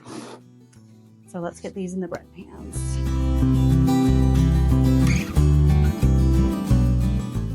And as far as how to freeze them, I reached out to y'all on Instagram and asked how y'all freeze my loaves. And I reached out to Michael Gropp, who also freezes. And she does all about fresh milled wheat as well. If you do not follow her, do. I did an interview with her on this channel. It was absolutely amazing how she cured her autoimmune disease. Both of them, she had 2. But how she said to do it is she goes ahead and slices it up and then wraps it all in plastic wrap and then puts it in a plastic freezer safe Ziploc bag. And other people say that they actually freeze the whole loaf, wrap it up very tight in plastic wrap, and then put it like in foil or a Ziploc bag or something like that. and then freeze it whole. Obviously, you're doing all this after it completely cools, but they were saying doing that, and then how to thaw it from the whole loaf. They said that they usually just put it on their counter overnight, and that it's great. Again, I've never tried it. I've been a little freezing loaves and stuff, but I'm looking forward to trying it myself because I'm making bread like every other day, and I now usually have to make like this much bread every other day, or the equivalent of. So some of the times it's rolls, sometimes it's cinnamon rolls, things like that. But this is what I'm up to now because large family, mama. We got a lot of mouths to feed around here. So those are the two different ways. I haven't decided which way. I reached out to Michael and asked her how she thaws it with it being sliced like that. And I haven't, as of recording, I haven't heard back. I haven't been able to check either. So I will keep y'all updated with how she thaws it being sliced. I do know a friend of mine, she would just slice my bread loaves and then she would put it in like a Ziploc baggie, and then she would just pull out one slice straight from the freezer and toast it, and she said that was great. So let me know, comment below if you have frozen breads, cinnamon rolls, English muffins, anything like that. Let me know if you have frozen any type of bread product with freshly milled wheat specifically, and let us know how it goes, how you like it, how to thaw it, how it is compared to fresh bread, all the things. Comment below. We need to know. All right, these are done, so cover it up and let them rise before baking. And because my stove is now crowded, we're gonna have to leave them here. So now it's time to go ahead and prep all this venison to be fried. So what you see here is I'm adding some cultured buttermilk to this. Now you can just use milk, like I said earlier, just whatever you're doing. I'm putting them in. I did find I didn't quite have enough buttermilk. I didn't want to open up another container, so I just added a little bit of regular milk and then some egg. I mean, bottom line, you're just needing to get it where it's gonna stick on to the meat, so then the flour will stick on. And then I'm just preparing my pan here with paper towels for whenever my husband pulls it out of the fryer. You dump it on paper towels so any grease can drain. And then here's also another hack that I do where I sometimes, for large batches like this, I actually just have like a paper grocery bag and I put all my venison in there or whatever I'm frying. I got the flour mixture in the paper sack. We add the wet stuff in there and then we just shake the devil out of it to get it all up. And I had to go in there on my tippy toes a little bit to mix it up by hand. You don't want to make sure that it's all clumped together, so make sure it's individual. And here we are. The rolls are done. The potatoes are done. We're bringing those things out. We're putting the loaves in. Thankfully, I am able to fit 4 loaves into my oven. And so we're doing all that. I'm also just brushing the rolls with some butter. And then here we are. The peas look amazing and they are so good as well. The potatoes actually turned out great as well. I was extremely pleased. They're just simple, nothing fancy. And then here we have the rolls. I like to serve them hot, absolutely hot, and they are super nice and soft like you see here, squishy squishy. And then we have the venison. This was so good. My husband fried it up, no problem, and we had a wonderful meal. So we did it, y'all. If you made it this far to the video, God bless you for watching this whole thing. Or maybe you just, the point of these, again, I actually love turning these type of videos on, like the cook with me, the bake with me, even like all those cleaning videos. I don't know if you've seen, because it feels like I have a friend with me as I just do my task in the kitchen, around the house, whatever it is. So that's kind of the main point with these, but also just give you some tips, walk you through kind of how this looks like, what it looks like in my kitchen more on a day-to-day basis, especially with using real whole grains, freshly milled wheat, all of those things. I have been recording the freezer meals that I've made, including freezing bread and everything. So hopefully I will be posting that soon as well. Got to look at my schedule here. But let me know what you think. Do you like these type of videos? What would you like to see? More actual freezer meals, just tips and tricks as I go about my day, how I cook in my kitchen on a day-to-day basis. Just kind of let me know. I want to hear your thoughts. Comment below. But again, thank y'all so very much for watching this video, and I will see y'all next week. Bye. All right, so that was my very first really like huge bake with me, and I love doing these type of videos. Do you know I did receive a ton of feedback about freezing bread, and as far as freezing bread goes, there are just so many ways apparently to do it. Some people like to slice it, you know, and freeze it in Ziploc bags that way. Some people just like to do it whole. You just wrap it up really well. It just really all depends what your preferences are. So I do recommend, if you go that route, to experiment with it, see which one you prefer. Oh, and do know that those pretzels that I did experiment with in the video, yeah, they didn't turn out so well. Hence why you haven't seen a video about it or the end results of that, because it didn't go out so well. Bonus that it's now, we're coming up on hunting season. So hopefully going to fill up the freezer with some more venison. My husband likes to go hunting, and so hopefully to get that as well. But we shall see. Now, next video. So if you like these videos where they show you a lot of cooking and baking, well, stay tuned because you're going to be doing a cook and bake with me again today. Hey y'all, welcome back to Grains and Grit. My name is Felicia, and on this channel, we talk about real whole grains, all from a biblical perspective. This video is a bit different because it's yet another kind of cook and bake with me. So we're going to be making some bread, a large batch of bread. I'm going to be freezing some bread. I'm going to be baking 2 freezer meals, 3, maybe 2 or 3, and kind of giving y'all tips and tricks along the way, what I learned, especially with freeze meal cooking, sharing y'all with recipes, and just, you know, you're hanging out with me in the kitchen. This was over just a few day period, kind of a continuation of my last cook and bake with me video that I shared. This video is sponsored by 4 Generations Organic Farms. Thank you very much, 4 Generations, for sponsoring this video, and we'll be talking more about them later on. All right, so it is Saturday morning, or actually noon. I'm late. My husband and I had some things we had to do this morning. So I've got a late start today, but we're going to do the things. We're going to do as much as we can today. As usual, I probably have overplanned, but that's okay. So the first things that we need to do, we need to get the Louisiana style beans going. I did in this pot here, actually go ahead and soak my kidney beans last night. And they've been soaking the whole time, mainly because that's, you know, it doesn't hurt anything.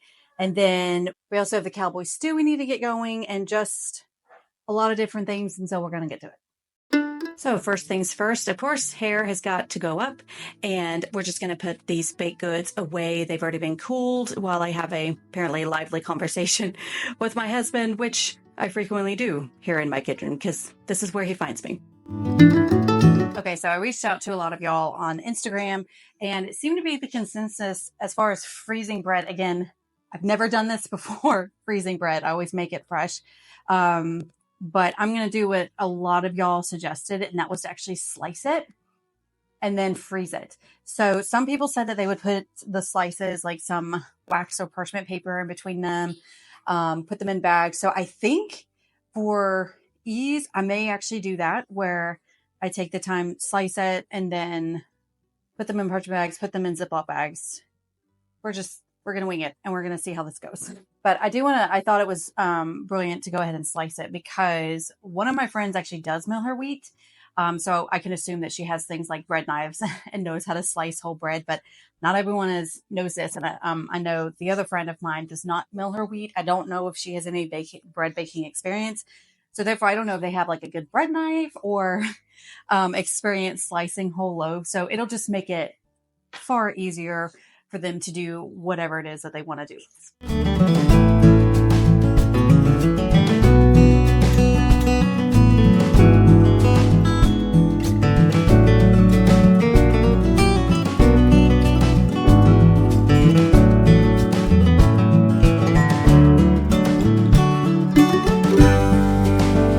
Another thing that I'm considering is doing it where we have the parchment paper in between them, and actually that would allow me to freeze it flat, which I think might make it a bit easier for them in their freezer than like a whole loaf, you know. So I think that's actually good to slice it, parchment paper, and then to that way it'll probably help them store it a bit better. But let's label first. So I have actually been told in my research, people were saying all about, like when it comes to freezer meals in Ziploc bags, to just get the name brand Ziploc bags. So as you can see here, these are just the Glad ones and they worked out fine. But honestly, I've also been using the Walmart brand freezer bags and they've been working out pretty well. I mean, they feel good. So, let me know. But bottom line, what you see here is this was basically, I figured I had enough room for 4 slices and then parchment in between, and it did fit. I will say, the parchment may have been a bit overkill. It is probably possible to freeze without all the parchment paper because it did make it tight in the bag, but I was able to fit. And yes, once again, I'm continuing on said conversation with my husband. So I can't remember what we were talking about this day, but apparently it was good because I was laughing a lot. But this is where the struggle comes in, like trying to get it into the bag without squishing the bread. So mainly it was difficult, mainly because of all the parchment paper, but I was able to make it fit no problem. And I felt like it was nice and snug. It froze very well. It wasn't bendy, where the bread's going to be wonky or anything like that. So I think for sliced bread, I may go ahead and keep this up.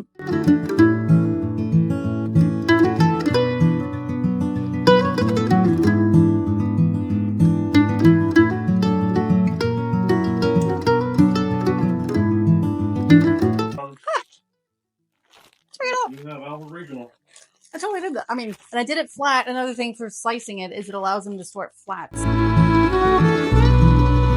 So I know that I probably make this look easy of slicing the bread in these slices, but please know this is years of practice to be able to get slices like that. And I still sometimes get wonky slices. It's okay. So practice makes perfect.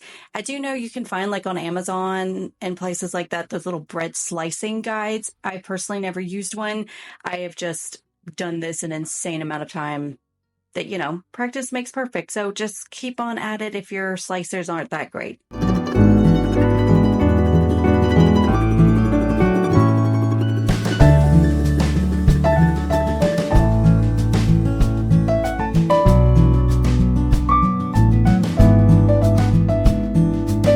Okay, so here we're going to get started on the Louisiana style red beans and rice. So this is just celery and onions, and I'm just going to go ahead while those are sauteing to go ahead and put all the seasonings together. It's a bunch of seasonings, but again, it's one of those recipes where you just add what you like to it, adjust the seasonings as you wish. And so here we are, we're just adding in the minced garlic, stir it around a lot. These vegetables are just softening as you usually do. And again, this recipe will be below. And then we're just adding all the water, the soaked kidney beans, and then also the seasonings. Give it a stir so this can start cooking for a couple hours or so. All right, next up we're going to do is start this cowboy stew and this is probably what we're going to do for supper tonight.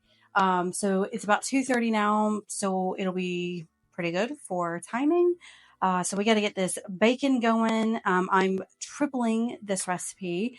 This is a super good recipe, I have to say. And I'm actually going to be using baked beans that I made and canned myself.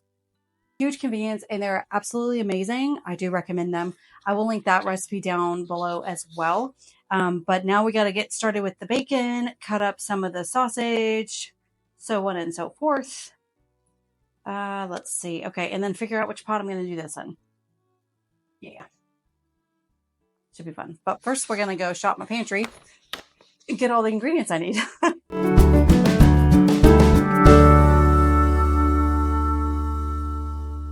Okay, so a bit of an oops when it came to what I thought I had in my pantry. The recipe calls for sweet corn with the liquid. I thought I had it, but I actually have cream style corn, which, let's see, which do say corn water and starch. Corn water and sugar. So instead of, again, I'm tripling the recipe, which I would need 3 cans. So instead of that, I'm going to use 2 cans. And then also, this is what I did last time, and I can't remember. It calls for petite diced tomatoes, 1 can, and then 1 7-ounce can of chopped green chilies with all the liquid. So what I'm going to do is I'm actually going to use 2 cans 3 cans Rotel, 2 cans of diced tomatoes. I'm gonna put this one back. And I think that'll be a good combination. I'm kind of just going by feel. Obviously, if you want less chilies, use more diced tomato than green chilies, but that's what I do with cooking. I like never follow the recipe to a T. Okay, we need the onions that we cut up yesterday. Also need potatoes. Now again, it calls for russet potatoes. We're going to use yellow potatoes. So I'm going to use, okay, it says 2 medium russet potatoes. So that's kind of, eyeball it. Okay, so that's kind of equivalent to 1, 2, 3. Okay, we're actually going to add 2 more here. Okay, and then we're needing, okay, so here's the recipe of a recipe conversion example. The recipe here calls for all-purpose flour. Now, I already know this is not a bread, it's a stew. Flour is usually used as a thickener because it calls in one of the recipes 3 tablespoons of all-purpose flour. When it's that little, I usually use what I have already on hand. So I actually still have some hard white that I milled up yesterday that's still in there, and that's just what I'm going to use. And this is also why I keep milled flour in my freezer for these times where I just need a little bit, and it kind of doesn't matter what I throw in. So that's what I'm going to be using for that. Okay, and then we have everything else. We just need the seasonings and stuff like that. Oh, so we need to brown up the bacon. We also need the sausage. Oh yeah, that's a little lot. So hold on. Wow, that's a lot of stuff going on. Okay, so we're going to move this over. We're going to get the bacon that we need to brown. And then we also need to brown the sausage in them as well because we need to slice them. So it's just a lot. It's just a lot. We're going to put on some music. We're going to jam, and we got to brown the beef. We got to brown the ground beef up. We're just going to do our thing, y'all. Just going to do our thing. Let's do it. Obviously, if you do not want the bacon, you can leave it out. And again, you'll just be leaving out the happiness, y'all. We'll just be leaving out happiness. Okay, and I do prefer I find that it cooks better when I cut it in half. And again, this is all being chopped anyway, so it really doesn't matter. I'm going to turn this down a bit.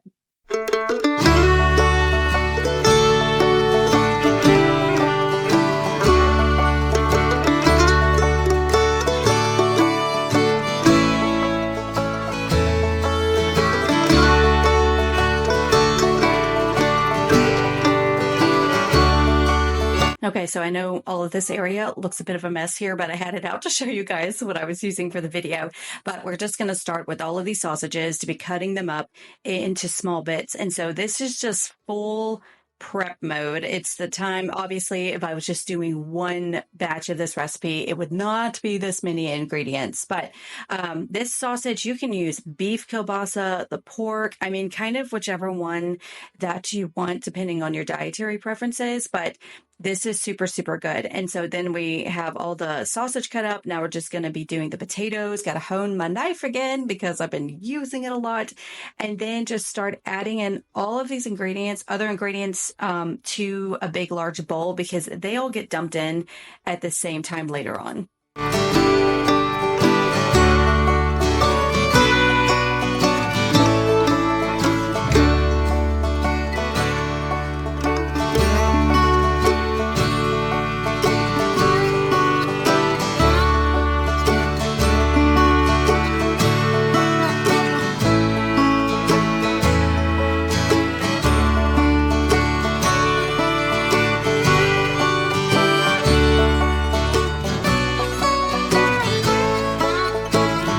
So I have to share with y'all one of my coolest little tools ever. This is from 4 Jars, and it's a jar opener for your canned goods. If you know, you know. If you're a canner, you struggle with getting this open, like spoons, things like that, which is good. We want a good seal. And I'll go ahead and tell you, like, this is a really good seal. It would be a lot, but this,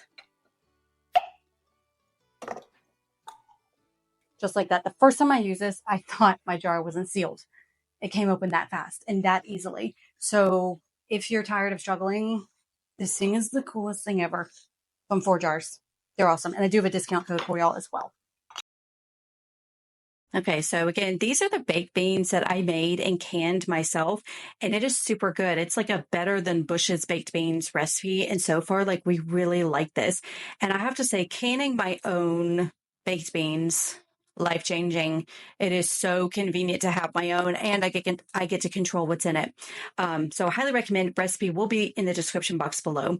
And then here we are with the garlic, like all the garlic. I think this is a whole head of garlic. And this little tool here is awesome. It actually helps peel the garlic. And that's my favorite garlic press. Both of these tools are from Pampered Chef. I will link my consultant below. I'm not a Pampered Chef consultant, but I love Pampered Chef. So this is literally the best garlic press of my life. I highly recommend it. And then here we are with the sausage. We're just sauteing this a bit at a time in the big cast iron, setting it aside, rotating all this through, occasionally checking on the Louisiana style beans next to us that we're stirring up. So yeah, multiple things going on in the kitchen, but this is kind of, I feel like, normal life for me, having a billion things going on. And so now we're just going to brown up the ground beef. Again, this, I can't remember how much I'm doing here. I think like 4 pounds of ground beef, because again, we're majorly upping the recipe. And then we're just adding in the onions and then just browning this ground beef in as well. And then we're just setting the seasonings aside that I'm going to need later. And just keep going on.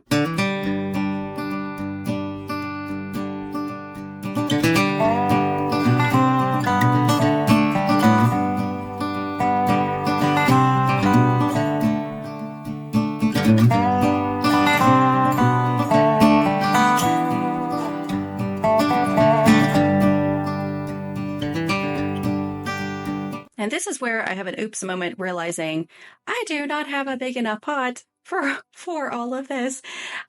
So yeah, I'm just adding in the water, stirring what I can here, putting in the meat. But yeah, there's just no way that this is going to fit. So mental note to self, use bigger pot. And so here I actually am. I'm checking the beans because that is a much larger pot and seeing if those are ready so I can switch out pots.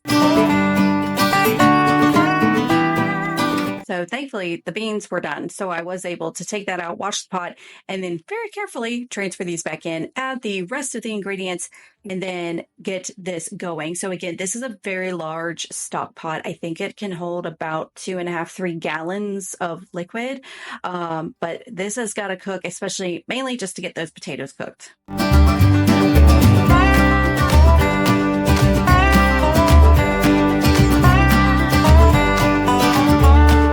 So one thing I realized about this stew is for some reason, like, it keeps trying to want to stick on the bottom. I had a bit of a scare because in that smaller pot, I guess because I just could not stir it up well.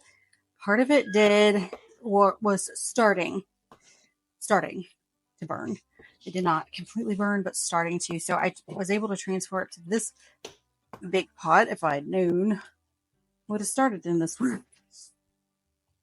Because the beans and rice, I think I could have easily done in the smaller pot. It did not need this big of a pot. So what I'm doing is I'm just repeatedly stirring up way more than I typically do when it's a single serving. And I don't have it on high either. So I'm just trying to get this heated up because basically what I'm waiting for is the potatoes to be done. And they are not even close to being done, which is very frustrating. My husband also informed me that they would like to go fishing, and so would like an early meal today. Well, we'll see how that goes. I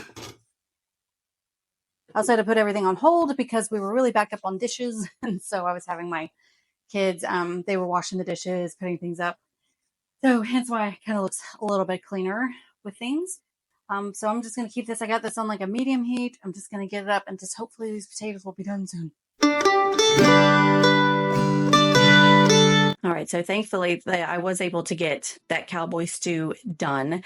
And here I am continuing in the evening. My husband has gone fishing, so I'm actually able to work at night. Usually I don't to spend time with my family, but I am continuing on here. And this is kind of a hack that I see because I don't have all of those little, bag holder thingies that you find. I'll link those below because I only have one and they're awesome.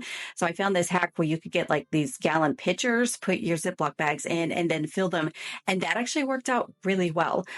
So these are just the Louisiana style beans, just the beans that I decided to bag. And I'm going to be bagging the rice separately so people can kind of choose how much rice and bean ratio they would like.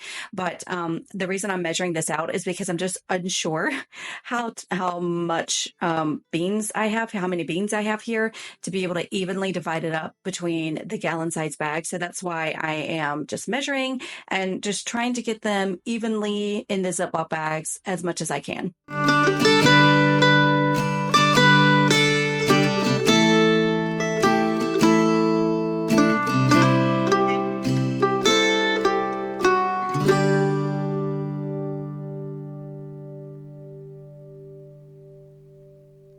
This is also another tip that I learned from for freezer meal gurus out there on YouTube.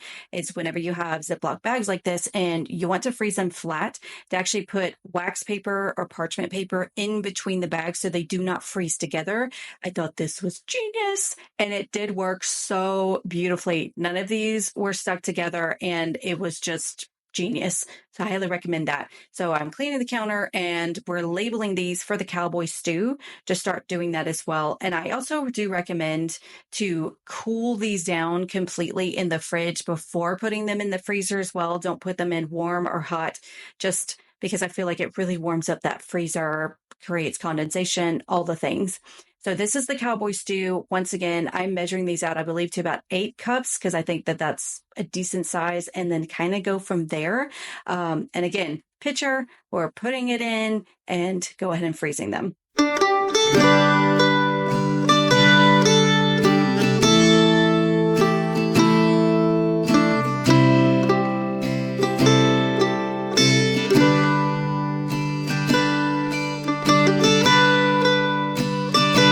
And you're about to see another oops moment because this cowboy stew was like straight off the stove into these bags and it poked a hole and started leaking. That's when I realized, oops. So all of this I just covered up, threw in my fridge to let it cool down to deal with the next day.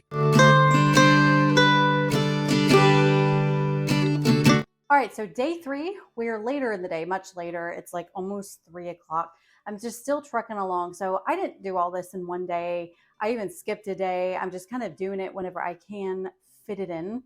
But we're going to continue on with the plan. So I want to do up the apple crisps. We need to make that honey chicken thingy, garlic honey chicken, which these are all things that I'm not going to be cooking. I just need to assemble and then freeze. Other than that, we've got the cowboy stew that is frozen. The beans and the Louisiana style beans have been frozen. I actually do have the rice that I need to divide up to go ahead and have that frozen. The bread is frozen. I've done some egg muffins already that were frozen. I would like to make some more. And then I still need to make bread for my family today. So basically, y'all are just with me in the kitchen, and we're just going to do the things today. So a few things. Breakfast this morning was strawberry muffins, and then I also had some bananas and it used up. So I actually made some banana bread today. I slightly overcooked it. This is Sue Becker's banana bread recipe out of her Essential Home Ground Flour cookbook that I do recommend. I will link it for you guys, but it's her banana bread recipe. Now she actually calls for, I believe it was like 40 minutes, or sorry, 50. I will find it in a minute. She actually said 45 to 50 minutes to bake. I doubled the recipe, but I put it in 2 loaf pans. Mine, I probably needed for only 40 minutes. At 40 minutes, I checked it. The toothpick came out a little with some things in it. My gut was telling me to pull it out and let it rest in the pan. I didn't. I cooked it for another 4 minutes, and then my husband said that it was just slightly overcooked. Still good. Warm it up, slather some butter on it. It's still really good, but trust those instincts, people. I'm telling you. So I got the rice here. This is milk I'm thawing out. And then this is that cowboy stew that I put in. I learned some things when it comes to freezer meals is I was impatient, and the cowboy stew was still very, very hot whenever I was bagging it up. And I think it caused the bag to melt a little bit, or either way, there was a hole that started. I saw a little bit of a leak. So I kept it in here, and I immediately put things in my other fridge that I call like my milk fridge. It's very, very, very cold. So like things with the rice, things I wasn't able to get to, I just put it in there to like cool down. And then when it completely cooled down, then and was like really cold, then I started freezing things. So I do know that genius tip from whoever I got it from. Whenever we're using the Ziploc bags and you're freezing several things flat in Ziploc bags, I saw that to put wax paper in between the Ziploc bags so that way they don't freeze together, which I've had happen before.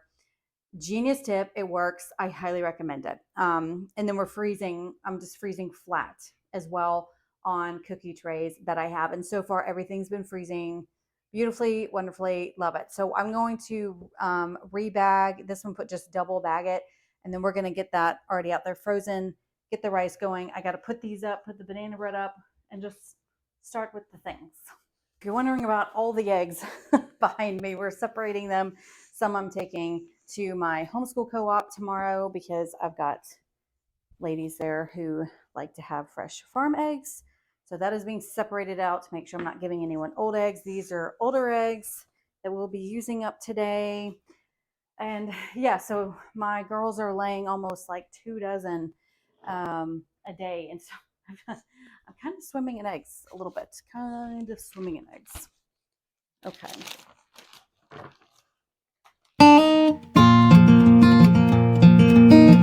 So funny joke is going around my house. Some of my sons have been putting these little lizards, little toy snakes and stuff in my fridge on top of it. So I get a surprise every time I open my fridge.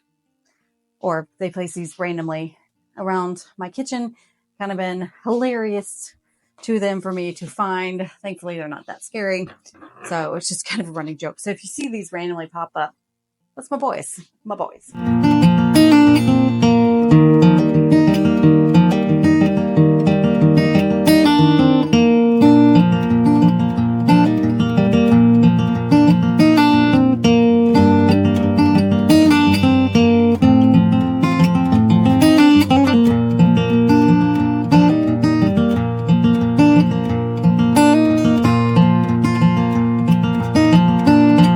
What I'm trying to do is determine how much rice do I want to put in them, because I'm thinking, and it's going with the beans and rice for a meal, thinking of the size of their families. So I'm thinking they probably need I think I'm going to do 8 cups in each one. Better to have a bit more rice than not enough. And yeah, that's what we're going to do. 8 cups in each one.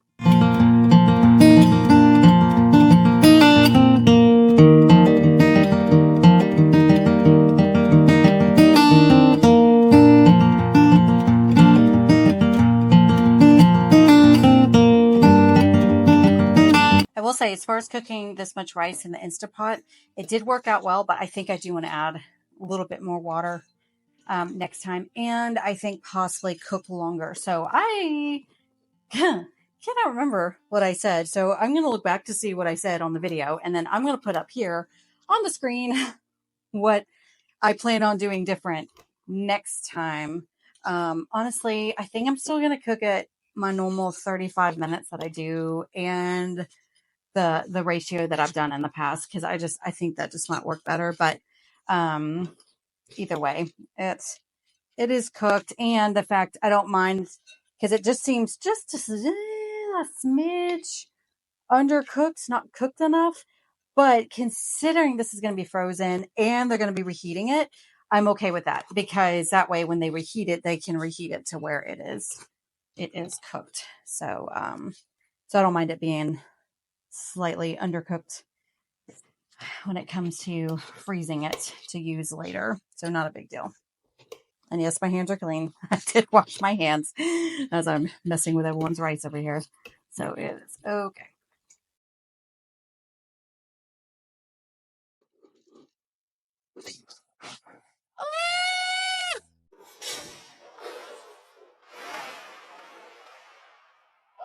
Oh no! You've got to be kidding me. Oh, that was about half a cup of rice that's been spilt on the floor. I knew that was going to happen. I have it where, I guess because my fridge is just so cold, I mean, it almost partially froze some of this rice. And I knew, oh man, I just knew that was going to happen, because this is kind of all in one big clump here. Ah! Oh well, mistakes in the kitchen we will clean up. So it is okay. But man, that went flying. Ooh. Mistakes happen though. Mistakes happen. That is not my first. It will definitely not be my last. I know that. Okay. Yeah, that stuff is everywhere. Good thing is at least not sticky because that would be a pain. This is at least dry. This is dried out enough where I can just sweep it up pretty easily. Thank heavens.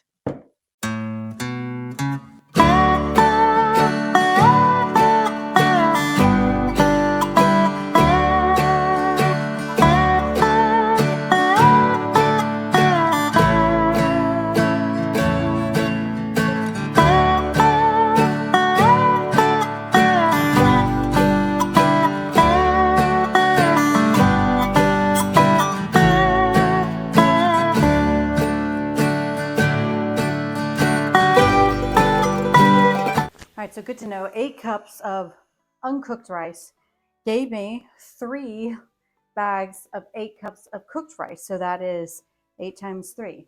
So they gave me 24 cups of rice. So 8 cups of uncooked rice gave me 24 cups, roughly. Yeah, 24 cups of cooked rice.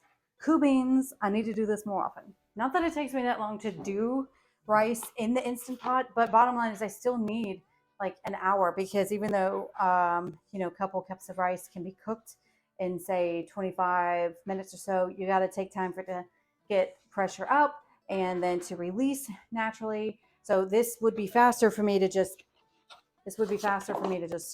pull it out, quickly reheat it on the stove top. So you never know. You never know. Or whenever I need this. All right, so what have I buy? Got a bag.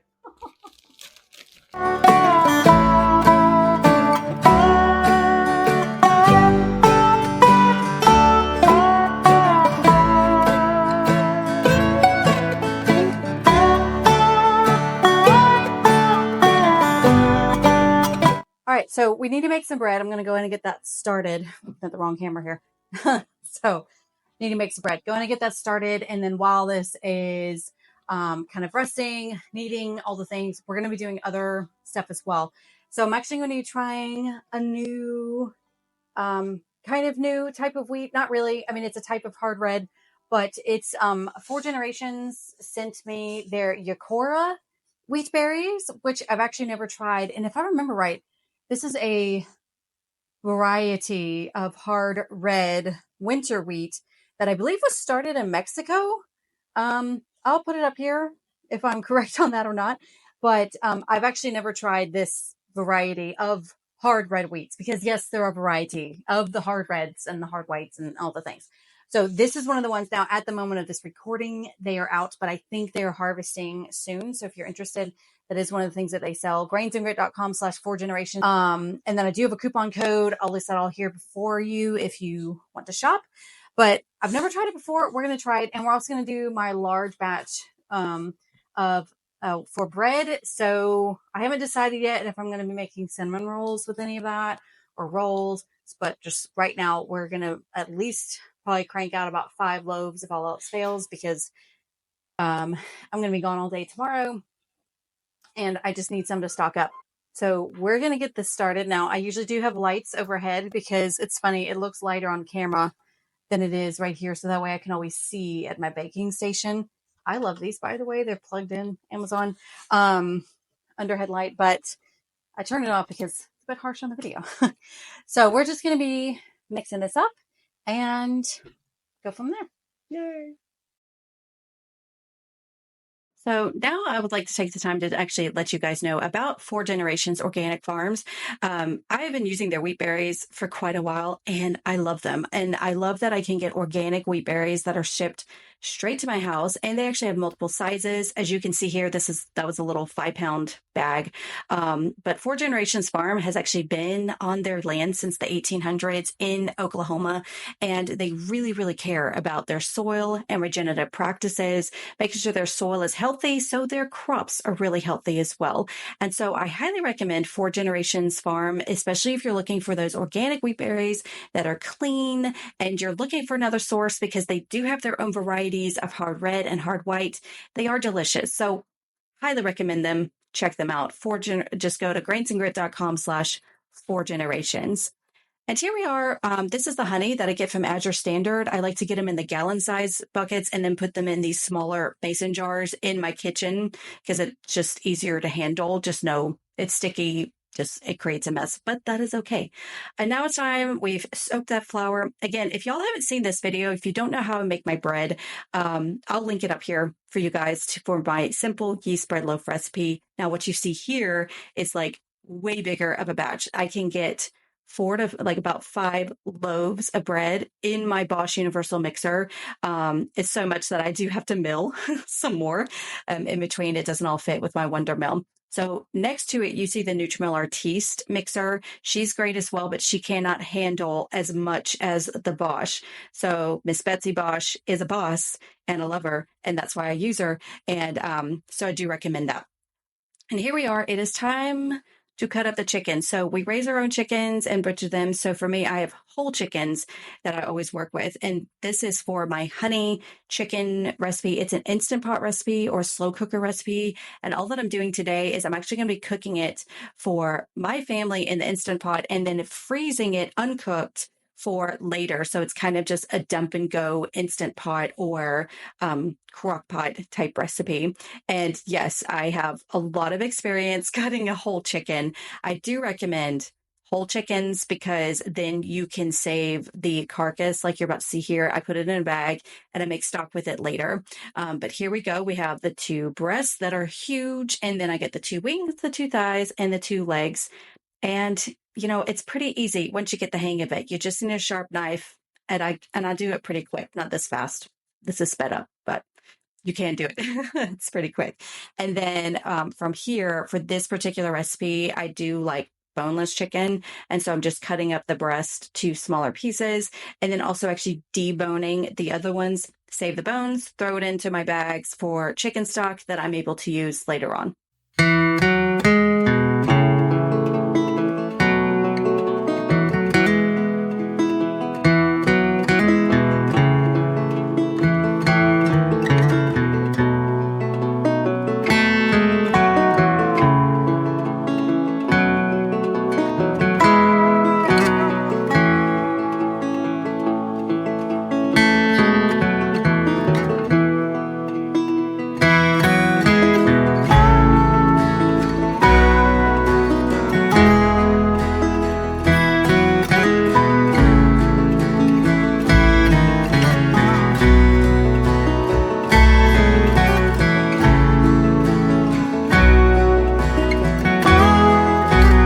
And here we go with this massive amount of dough. I have to say, it makes me happy.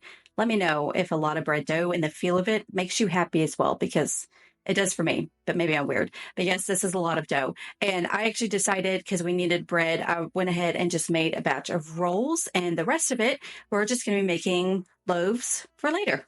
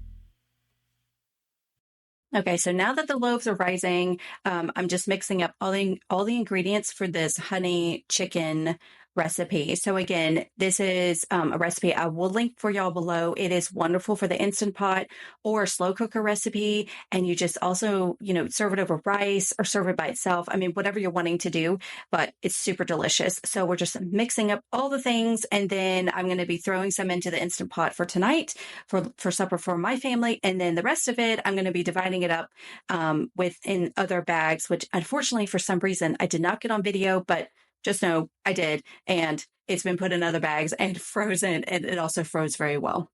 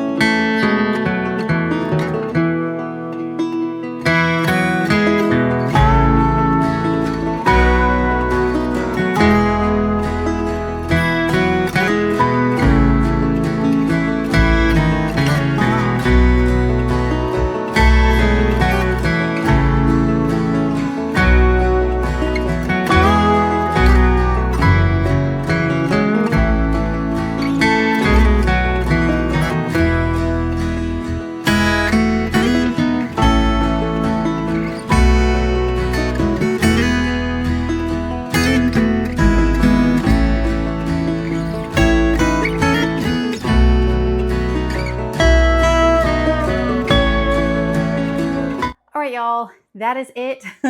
So I don't know what happened to some of my video. The honey chicken turned out amazing, served it with rice. I highly recommend that. And again, all the recipes, all links for anything that I can think of will be listed in the description box below, so be sure to check that out. The freezer meals turned out wonderfully. I've already given them to my friends who recently had their babies, yay, and they love them. So it is pregnant, postpartum mama approved. As I mentioned, be sure to check out 4 Generations Organic Farms for their Yakora wheat.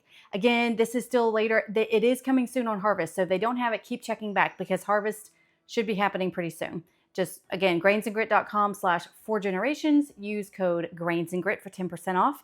And I'm going to go ahead and let y'all go. Thank you so much for staying to the end of this video, y'all. And hopefully you learned something, or at the very least, I was a friend with you in the kitchen. And be sure to comment below letting me know what goodies you like to make in the kitchen, and especially share with me your freezer meals. I'm kind of in a freezer meal kick now, and I need some ideas. So as always, y'all have a wonderful day, and I'll talk to you next week. Bye. All right, so there's that one. So my mamas was super happy with those meals. They were super thankful to receive them, especially because one who mills her own wheat and bakes bread, this allowed her to not have to do that for a little bit in that postpartum time. And yes, I still laugh every time I see the rice flying out of that pot. But let me know in the comments below, what are your favorite meals to give to people, like a freezer meal type thing, like postpartum, or maybe they're going through a hard time, a surgery, whatever it is. Let me know in the comments below. And in the meantime, we'll watch this next video. It's time for another Do All the Things with Me video. Oh yes, in this video, we're gonna be pretty much maximizing this kitchen out to get so many things done. It was such a productive 2 days, and I'm wanting to bring y'all along with me on this cook, bake, can, all the things. Let's go. Hey y'all, welcome back to Grains and Grit. My name is Felicia, and on this channel, we talk all things real whole grains, all from a biblical perspective. So again, y'all know that I mainly teach y'all about milling your grains and all of those things, but this is also, I enjoy these type of videos where I just kind of bring y'all along in my kitchen to see kind of a realistic, more looking time in my kitchen. But in this one, was a truly productive 2 days. So I actually, in order to make this as productive as possible, I did sit down and make a plan beforehand so I knew where I was going. But we are going to be cooking and baking and canning and all kinds of things. I pretty much put all of my devices, I maxed them out to capacity to use everything every single thing pretty much I have in this kitchen. So come along with me. We're going to be doing cookies, different types of bread. We're going to be making stock, canning beans, making yogurt, all kinds of stuff. So I'm also going to be teaching you a bit as I go along. Recipes will be in the description box below. So feel free to cook or bake along with me as we do all this together. All right, so we're gonna get these black beans going. This is super easy. Again, I did not soak. I do not want to soak. I always forget to soak, and it's okay. There's really not much difference with soaking.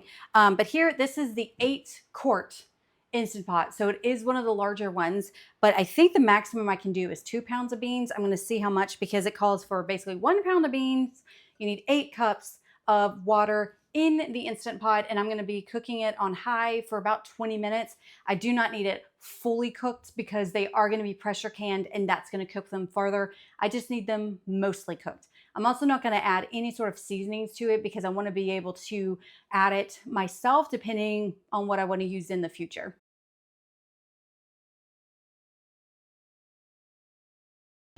I did forget that I can actually do 3 pounds of beans in here because that's to my max fill, which 3 pounds of beans is roughly about, ooh, that was a bit sealed. Because 3 pounds of beans are roughly about 6 cups. It's about 2 cups per 1 pound.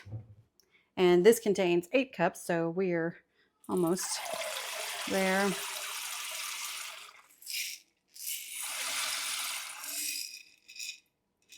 Okay. So there we go. And I am going to go ahead and remove a little bit of this water because it's just a little bit over my max line here. There we go. And now this baby's going to go on high for 20 minutes. Bada bing, bada boom, I'm cooking beans and I can walk away. All right, next up, we're gonna go ahead and get the stock going because this is gonna take quite a long time simmering on my stove. Now, stock is also something that you can do in your Instant Pot. I know many people talk about doing that. For me, whenever I make stock, I do prefer to can it so that way it's ready to go for me whenever I need it. So this will depend on what you're wanting to accomplish. If you're just wanting to do stock, say for the week to use, I would just use your Instant Pot so you're not heating up your house, using up your stovetop. That's just an appliance that you can just set aside, do it overnight, whatever the case may be. So depends on your goals. For me, I want to can, and I have a lot of chicken carcasses basically that I've been saving in my fridge. We have a small homestead here. We do raise our own meat birds, and so all of my chickens, all the chicken I use are always whole chickens. And so what I do whenever if I'm not doing just a roast chicken, if I'm just cutting off pieces, I actually put the rest of the chicken carcass, any bones that haven't been cooked or anything like that, in a Ziploc bag. And I store them in my freezer for whenever I'm ready to do a big stock or throw it in my Instant Pot, whatever the case may be. Do know in my 8-quart Instant Pot, I can easily fit 2 chicken carcasses. Now that's all the meat, all the stuff removed. That can go in my Instant Pot just fine. But we are busting out big pot here to be able to do as much as possible so I can have it canned. I'm going to show y'all how crazy easy it is. All right, so as you can see, I don't even unthaw them, and I'm not going to reuse these bags. They've had raw chicken in it, but these are completely frozen. Okay, that's one. Usually I can fit 2 in a bag, which is why I just use scissors to open them up. Okay, we're gonna stick, so that fit 4. This is, I believe, like a 3-gallon pot if you're needing information. So this one's gotta go back in the freezer. What I may do is have this one kind of at the end of the night go into the Instant Pot because I have a feeling I'm not gonna be canning this tonight. I may even have it simmering all night because it's actually 4 o'clock right now. So it's just probably going to take that long. I want really good stock. So I may just go ahead and get this going. That's going to be going possibly even overnight. And this be in my Instant Pot while I sleep tonight. So when I wake up tomorrow morning, I have a whole lot of stock that I can. So now what we're going to do, that's our chicken that we have here. We're then going to fill this up with water. And while that's filling up with water, let's grab our other ingredients. One of these days I'm gonna have to get one of those spigots above my stove when the kitchen remodel's done. All right, so we have this filled up with water, and then all I do, I don't even measure, is we add roughly what looks like about, for this much, probably about 2 to 3 tablespoons of raw apple cider vinegar. We're then going to add just what I feel like adding for salt. That's about 3 handfuls. Obviously, if I'm using only 1 chicken carcass, it's less than this. We do some pepper. Again, I'm mainly going for the stock. I can always really season it later depending what I'm cooking. Okay, some Italian seasoning. And I actually use the cap. So basically 1 capful per gallon, roughly, that I'm making. Might do 2.5 capfuls of this. Okay, and then I just break up the celery. And the great thing about stock is any scraps, so like these little tree thingies, feel free to put them in a Ziploc bag, keep it in your freezer. So all these little scraps you can throw into your stocks. All right, and usually for a typical 1 or 2 gallons, 1 onion, but today I'm using 2 onions. I put in peels and all. So I usually just like to quarter the onion. So that's 1/4 there. This is why stock is so easy, because you don't have to worry about peeling the onions or peeling the garlic. So again, I like to put in, I don't know, I kind of go by my heart on this one, and it always turns out good. Again, the biggest thing we're looking for is just a good stock. We really get all of that gelatin and collagen and all those good things out. So you can never really have too much garlic, right? So I'm adding about 6 cloves. All right, and then on the stove it goes. We bring it up to a boil, and then it's going to simmer for a very long time. All right, so we already have that going. We have the stock started. We have our black beans started, and if I wasn't stopping to teach y'all and move the camera around, that would have taken me maybe 10 minutes. So let's go ahead and work on this yogurt, and then we got to get a bread loaf in the bread machine.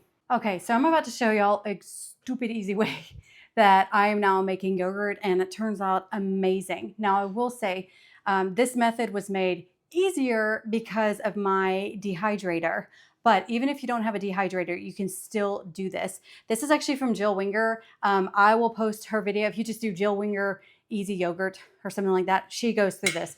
So I have adopted this. I love it. It is giving me excellent yogurt. So all you need is a large pot, put a towel down at the bottom. You need 4 wide mouth mason jars, which if you're like me, you got plenty of those. And then you need some milk. You do not have to do 4, by the way. This does not have to be 4. If you just want to do 1, that's fine. Large family mama. And this takes time to do. So however many quarts you want that fit in your pot, which I need to make sure this all fit. Let me see. Yes, it does. Okay. So make sure your jars fit in your pot, or you can use multiple pots. But all that this does is this actually all makes the yogurt in these jars. So you're not having to use a lot of other dishes. This just has water in it. You can just, dump out and dry. And this is just really easy because it's another thing that goes on in the background. Now, this is also something that you can use in your Instant Pot, and a lot of people love doing yogurt in the Instant Pot. However, the reason why I prefer not to do it is because it really takes up my Instant Pot for a long time. So if doing this, I would actually make sure that it's going overnight, so you don't need your Instant Pot, and then get a second insert because it needs to still stay in the insert for a lot longer, even though it's not in the Instant Pot. Most people just take it and put it in their fridge to set. So that's why I generally don't do it in the Instant Pot. So just keep that in mind. If you want to do it, I would do it overnight and second insert. But this I love because by the time it's done, it's already in jars. I'm just, I'm screwing the lid on, putting it in the fridge, and done. Like, it's done. So I'm doing 4 today. So I've got my gallon of milk. Now do know that I do this where it pasteurizes the milk. Jill Winger goes through that in her video. So even though this is raw milk that I'm using, so long as you're not using ultra pasteurized milk, yogurt will work. So you can use store-bought milk. We're going to fill this up. That one I did a little too much because I'm adding yogurt. Okay, so leave a little bit of room at the top. But that's the beauty of yogurt, is you can really redeem that store-bought milk if that's all you can get your hands on, because you're going to have some great cultures. Now you can buy your yogurt cultures. I love Cultures for Health. They are wonderful. And that's what I use to start my yogurt. And now I just continue with yogurt that I have already. And that's what I use as a starter. So what we do here, as you can see, I did leave because I have starter. If I had the culture started, the powdered, I'd fill this all the way up here because that doesn't take much. But since I'm adding the yogurt in as a starter, I just wanted to leave a little extra room. So we are going to, for the sake of heaviness and make sure I don't spill all this, I'm going to move this to my stovetop, put the jars in, and then fill it up with water on my stove so I don't run the risk of spilling any of this. Okay, so like I said, we're putting a towel here so the jars do not jostle or anything. If you have like a little trivet, that would work as well. But all we have to do is we're now adding these in. And then I'm going to carefully start adding in water. One thing I did not mention is make sure your jars are clean. You don't want any other bad bacteria getting into your yogurt. No bueno. And I went ahead and got this hot water as hot as I could from my kitchen sink to save time of it heating up. And we're going to fill it up until the water comes to about where you see this jar starts curving in, right up to the shoulder here.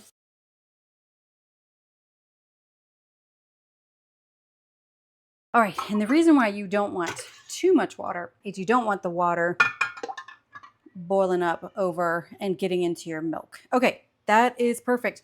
So we're going to put this on high and we are going to let this heat up. We're pasteurizing our milk, which means we're going to wait until the milk gets to 160 degrees. It's the little thermometer here that we're going to be using. So this is something that I pretty much leave. I do, when I'm busy like this, like to set a timer to remind me to check it.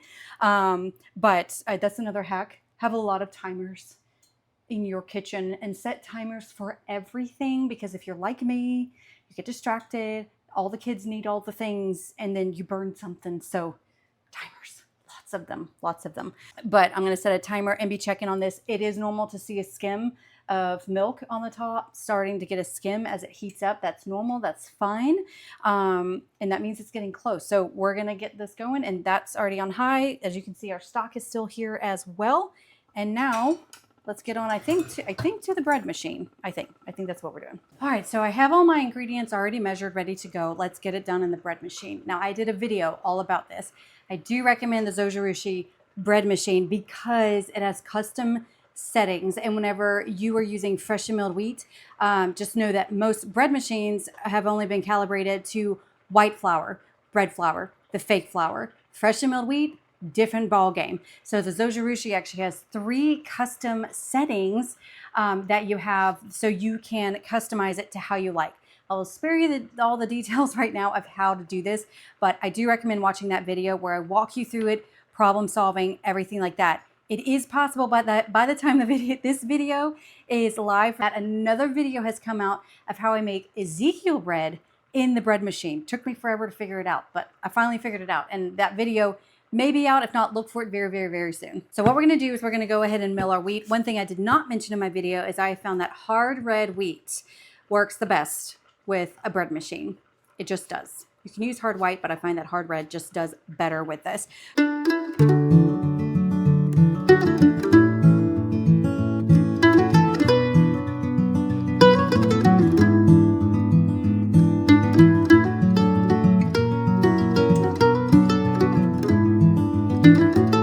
Now it's ready, boom, like that. Be put in the bread machine and let us do its thing.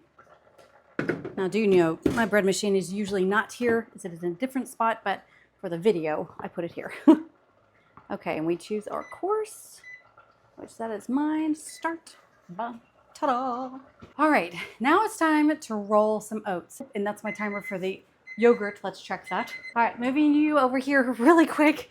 The yogurt is done. That's why I set a timer, because I would have forgotten. I have been checking, but it is at 160 degrees. So all we do now is we're just going to carefully, love these little jar things. This will be very hot.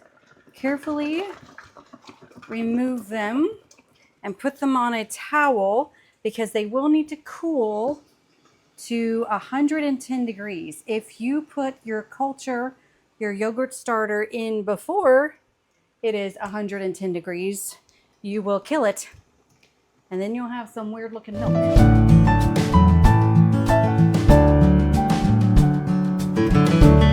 All right, and I'm in Florida, so I'm just going ahead and covering this with the lid because I don't want bugs to get in it, and I have bugs. We're in the country, we're in Florida, there are bugs. I envy people who live in a place with no bugs. I don't know what it is.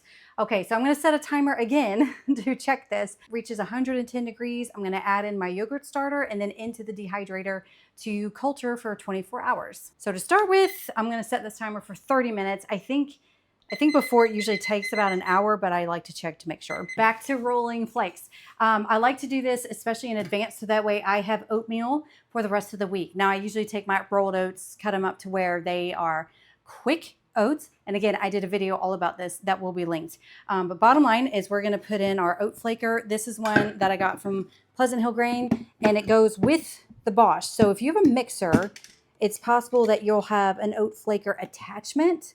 Maybe, yeah. They also come standalone. We go through a lot of oats here, so that's why this was definitely beneficial to have. So this is great. So with that, you need this, and this does take some time to do, but have another glass jar to put in your rolled oats in. We need them for the granola, we need them for the oatmeal cookies, and I would like to go ahead and prep some so they're ready to go for breakfast later on this week as well. And while this is doing its thing, I'm gonna be milling some wheat for bread that I need later, and just seeing what and prepping all the things that I need for recipes coming up.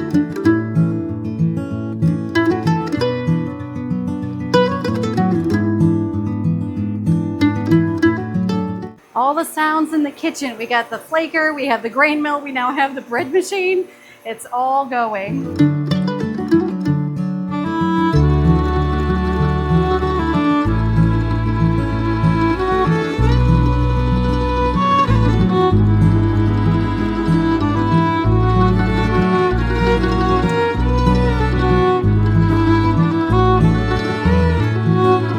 All right, now I actually don't have all the nuts that she says. She calls for almonds, walnuts, and pecans. I just have walnuts, so I'm going to use 1.5 cups of walnuts, and hopefully we will like that.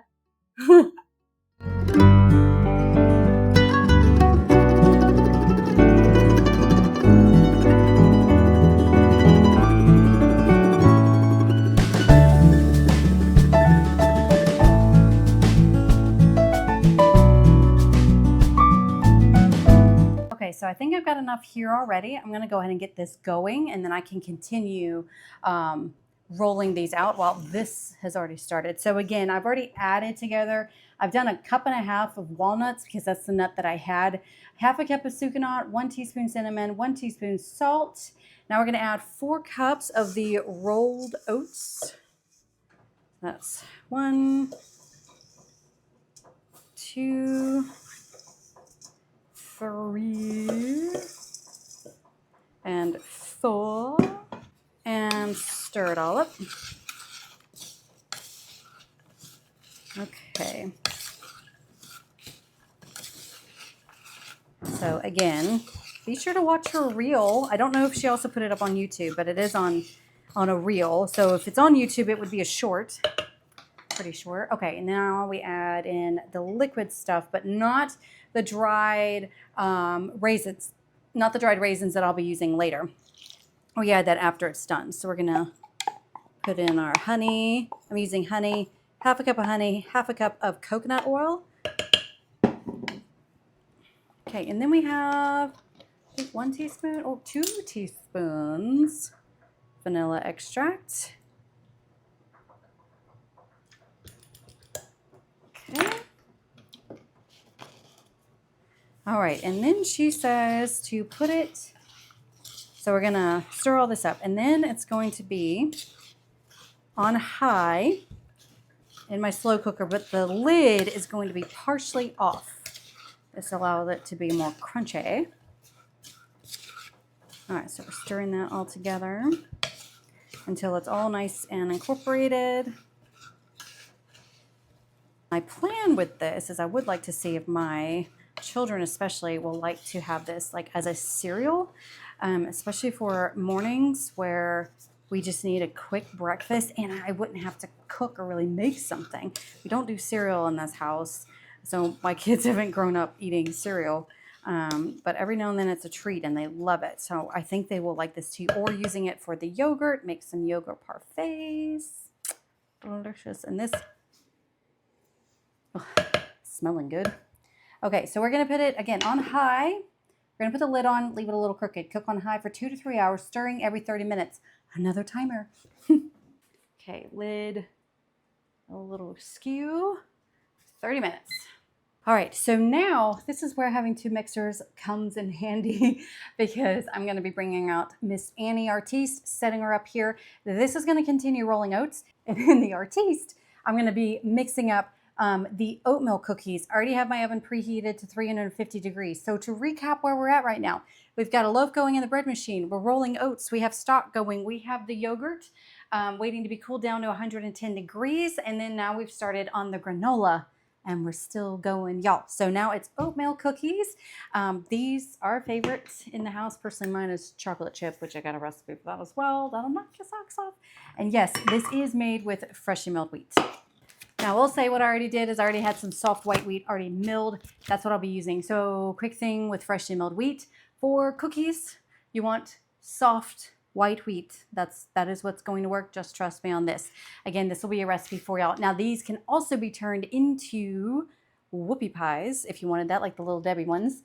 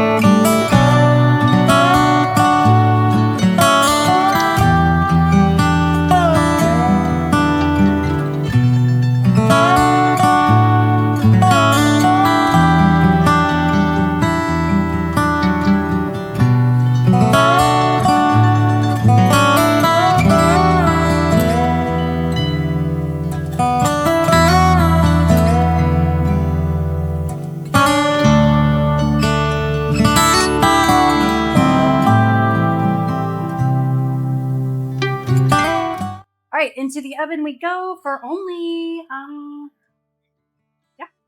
10 minutes.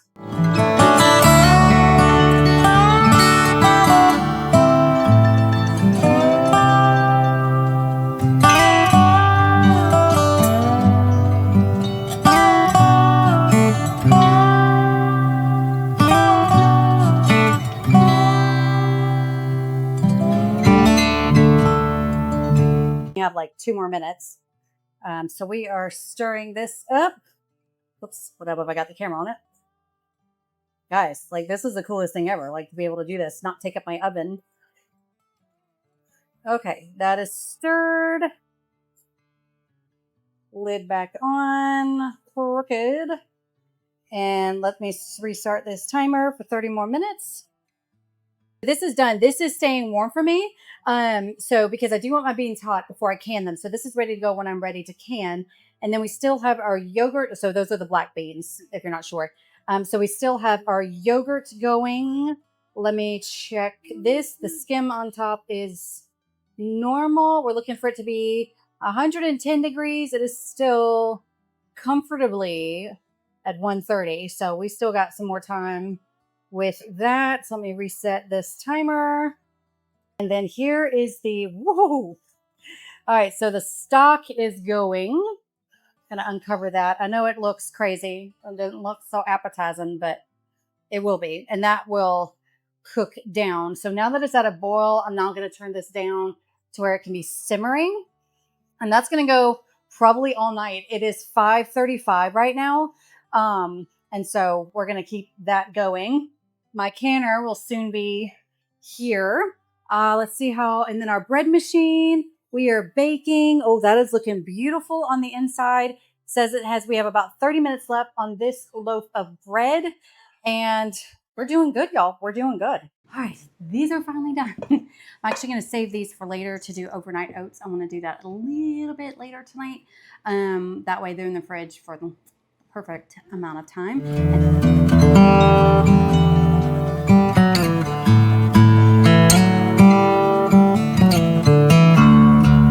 Oh, perfection. Okay, so here's the deal. If you didn't know with cookies, is always take them out when they don't look quite done, because that means they perfect. Okay, so let's get these out. I can already tell they're a bit brown on the bottom, and the reason is because they're going to cool, and as they cool, they are going to harden a bit. And unless you like really crunchy cookies, which do your thing if that is you, otherwise these would be perfect. Okay, and I do like to immediately take them off the cooling rack. So they are going to feel like, oh no, they're not done at all. They are, I assure you. Now you got to be gentle with them, like scoop them up well, otherwise they will fall apart. But as they cool, they are going to turn into the best oatmeal cookies you've ever had in your life.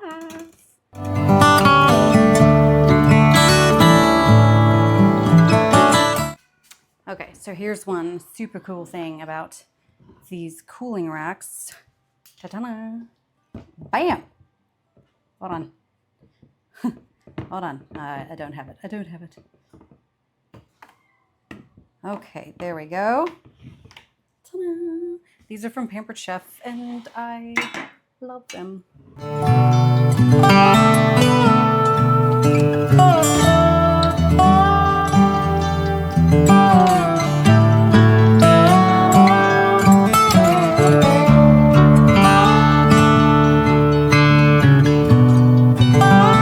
Okay, so I had to take a break to feed my family supper.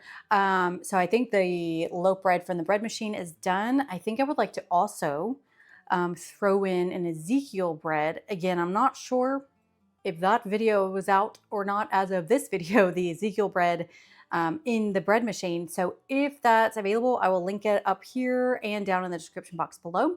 But I want to go ahead and take that out. My loaf did fall a little bit, but I think that was my fault because I think I accidentally tweaked some of the settings. Need to change it back. And then my canner is ready to go. We're now going to get the beans ready to be canned because those need, I think, like 60 or 75 minutes after it comes to pressure and all the things. So that's going to take some time. That can be going. I've got to also get bread made and cinnamon rolls. I like to get those done. And yeah, we're just going to continue trucking along. The chicken stock is doing good. The yogurt is almost ready. Once I take the beans out of the Instant Pot, I'm going to put some brown rice in to be prepped for this week. And then my granola has been looking good. I think I might need another hour on it. So good, like 4 hours, I think, with 3 hours. Oh, I can't remember. So everything's coming along and the cookies are there. They're being devoured by my family and we'll just keep trucking along. All right, y'all, it's time to can these beans. And all of the people who love to can and are very big on like safe canning practices, you will be happy because this time I actually am using approved canning methods by cooking the beans. Again, I did a video of dried beans and I personally haven't a problem with it, but again, that is not an approved canning method. So I've got the jars. How I like to do it is I've got Old Lady Silver over there, water in it that is heating up. My jars are clean, but I just put them under the hottest water. I fill them up with the hottest water I have in my sink, which is actually pretty hot. So those are warming up and I have my bands here. And then these are the lids that I personally love to use. I love 4 jars. Never had a single problem with their lids. They also have these adorable microfiber towels. They got a little thing here. I love these so much. They're perfect when canning because I love to put my jars on them because something about the microfiber, they don't like slide like normal towels do, but they're also just great. They're actually surprisingly absorbent. I was typically not a fan of microfiber as far as the absorbent level goes, but I love these. Okay, I've got my little tool I need to find. Oh yeah, here we go.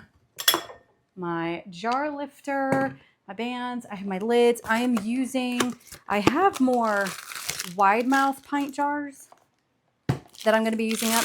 Our small mouth pint jars we typically use for drinking glasses. So I'm going to be using mostly wide mouth, and I also have no idea how many jars this is going to fill. So this is a canner. I'll list the model here. I can't remember which one. This one, Miss Bonnie Blue, is a different model canner. So I will list, I think Miss Bonnie Blue is the 910 model. This one is one step above. So I'll list them here on which canners I have. I got both of them in Pleasant Hill Grain, and I love them.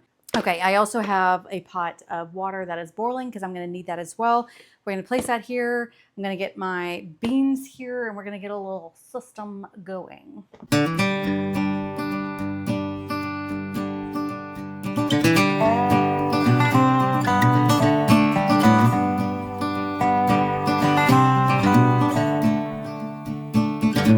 Okay, before we do this, I am going to switch over here to the yogurt because I think these are done and we got to take care of this now. So let's move over there. All right, our yogurt right now is 112 degrees, so close enough. All right, and now we're just going to add in, if you have a starter, you add it here, but I'm adding some of a previous batch of yogurt that I just made. So that's this here. This is where I use, look at that. Oh, look how pretty is that. This is where I used a Cultures for Health Greek yogurt starter. And so to here with the previous batch of yogurt, if you buy it from the store, you have to make sure it's live, lots of cultures. And so from here, we're going to add in 2 tablespoons of our yogurt.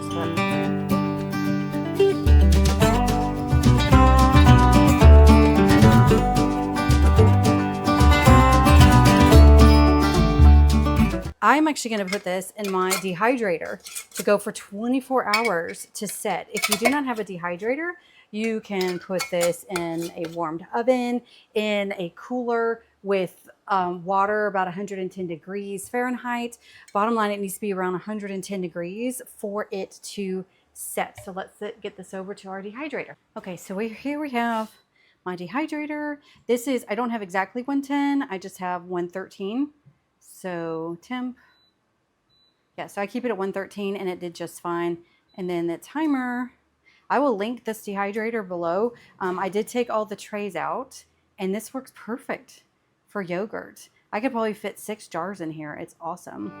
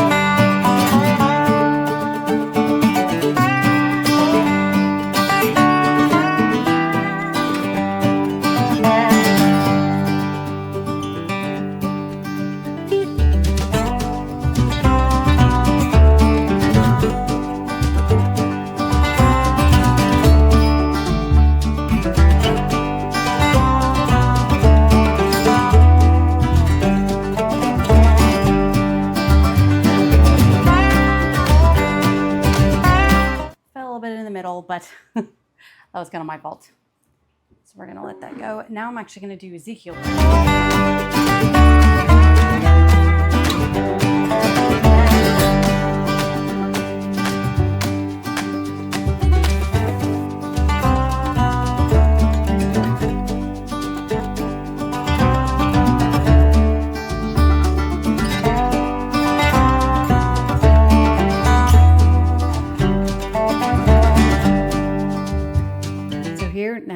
So here we're actually going to be making the overnight oats. So this is an excellent thing to do if you need a fast breakfast in the morning.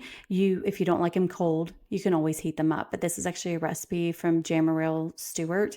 But I also did this with flaked barley. That's actually a reel on Instagram that I will link below because the recipe is there. But these are absolutely delicious and my children love them.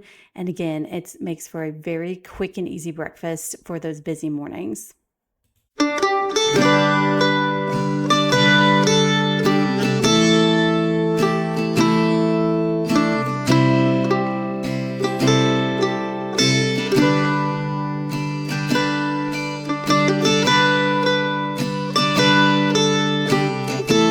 All right, so it's about 8 o'clock at night. It's time for family devotions. I've got the canner going, the bread machine going with the Ezekiel bread, and I'm going to call it a night for tonight. I'm going to clean up and get some other work done, but we're at least set for breakfast tomorrow, so I can get right on to it, and I'll probably film whenever I take these jars out to cool. I don't know.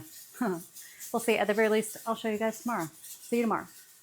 All right, next day, I did get my black beans canned. They have cooled down and are looking really great. So I just need to put labels on them, kind of wipe off the tops, and then we can store them. My granola I also got done, and it turned out pretty well. A few things about the granola that I learned is that very important when it's done to immediately remove it from the crock pot. I actually just took the crock pot out of its the heating element, and just let it sit there overnight, and then actually like solidified, and I had to go in and like really break it up. So in the future, when it's done, I'm gonna take it out and like spread it out on a sheet pan so it can harden, which it hardened very well. And I will say, like, this looks really good.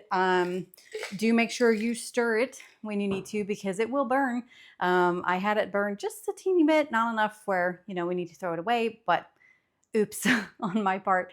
So that turned out well. I've already given it to my kids with some of my yogurt that I made earlier, and some blackberries, and they loved it. I still have the yogurt finishing up in the dehydrator. I do keep that in there for 24 hours. It has about 5 hours left, and then I'll be able to put it in the fridge. And so now what I've got is my stock I had going all night just on low. It simmered beautifully, and I've still got my canner out. So we are going to can some stock. I also need to bake some bread. I may make some cinnamon rolls. I'm not really sure, but I do need to do some rolls for tonight as well. I'm also going to be roasting a turkey and making some field peas because we're having a group come over tonight to our house, and it's a potluck, and we themed it like a Thanksgiving theme. And I have one of our turkeys that we raised, that we slaughtered, that, you know, I'd like to use up. And so I'm roasting the turkey, I'm making the rolls, and I'm also making the gravy as well. And they're bringing other things. And I think I'm also going to do some field peas.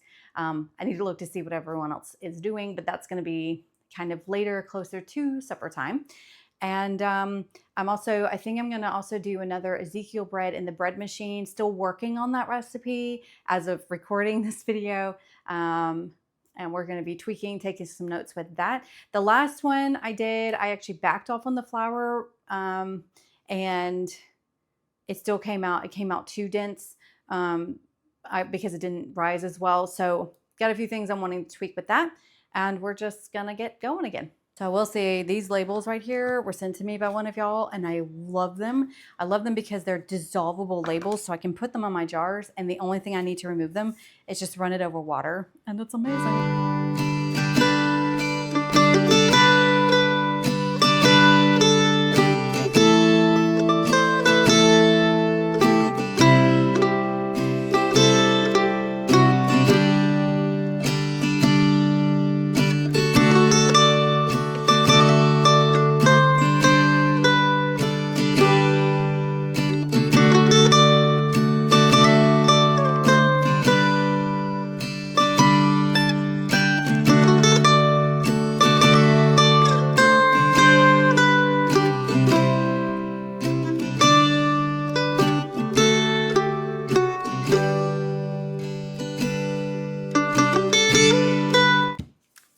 are new to pressure canning, the easiest things by far to pressure can are beans and the stock.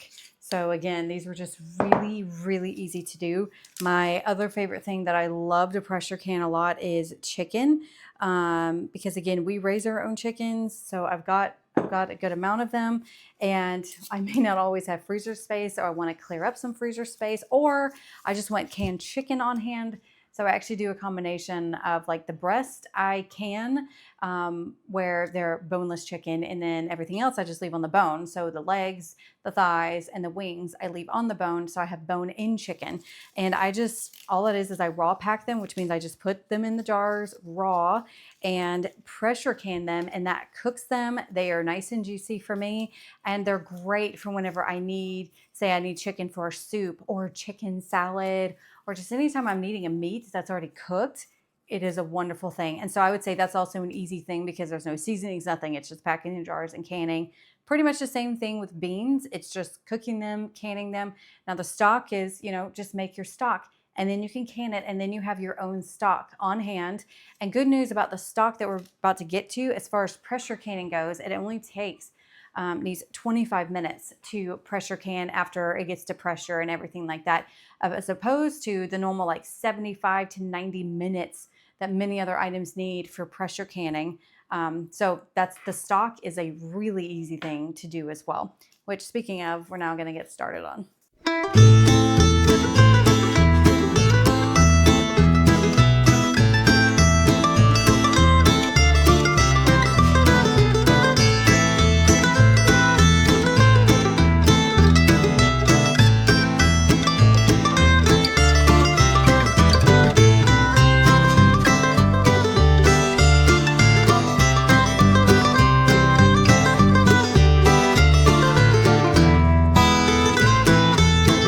That beautiful, absolutely beautiful broth there.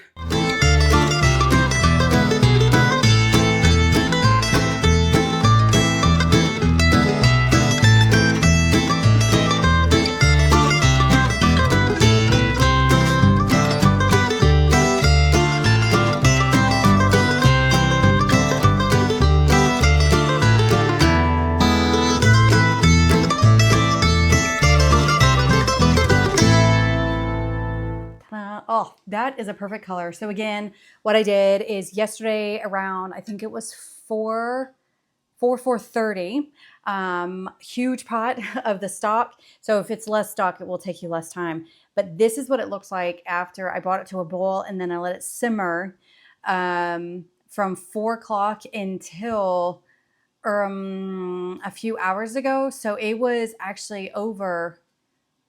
So that would be 12. For about 19, 20 hours. And it was on low, simmering, but that is a beautiful, beautiful color. I'm so excited. And the secret to your gravies, to your soups, as the French know, it is the stock. You gotta have a good stock. So this is for tonight. I made an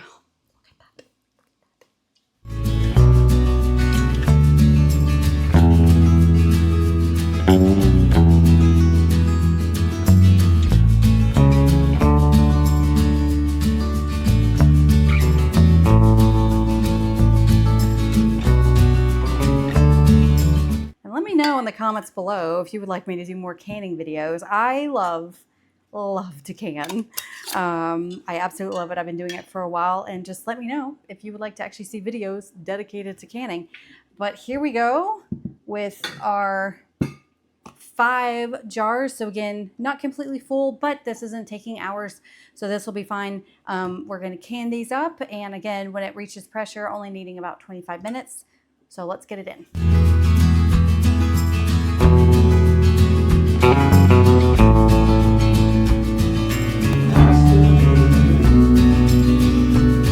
So it's been really stormy here today, so it keeps our power keeps flickering on and off. I only got 4 hours away from my yogurts, but I'm gonna go in and pull it out because when I fed my kids my last batch of yogurt, some of them said a little too tangy. So I'm going to back it off, cut off 4 hours from it, and let's see how they like this yogurt. But we're going to go ahead and get that out here. I will say this dehydrator, this is the London Sunshine. Again, this was sent to me, and this is the first time I'm using it. But this thing is super, super quiet. I don't even realize, like, I can't even hear it. What you hear is the canner. I don't even hear this thing really. So far, I really like it. It's done well with my yogurt.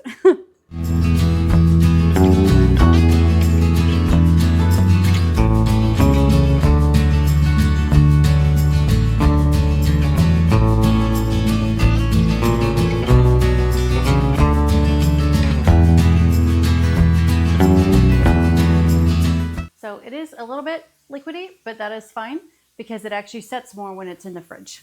So we're just going to put this in the fridge for at least 6 hours. I'm not going to need it today, so it'll be, tomorrow or so. And there we go. We already have the turkey out. My recipe says the turkey needs to come out of the fridge for about an hour before cooking to bring it up to room temperature. So I'll be throwing that in a bit. And now I think we're going to throw Ezekiel bread in the bread machine and then get started on our loaves of bread and stuff that we need.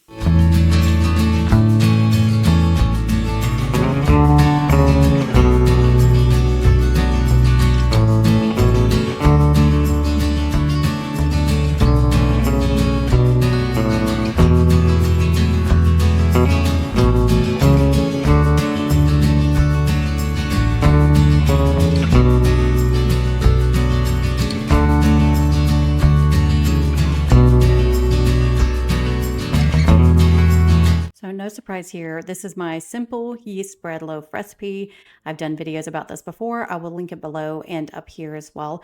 But in my Bosch Universal Mixer Plus, which is the mixer that I'm using, this one I can actually make 5 loaves. So that's full capacity. But this is why I absolutely love the Bosch, because I'm able to crank out so much just in one go. Now I do have to mill my wheat twice because my Wonder Mill cannot mill it all at once. But here it is, y'all. And I'm actually going to include most of the whole kneading process because I think it's pretty relaxing.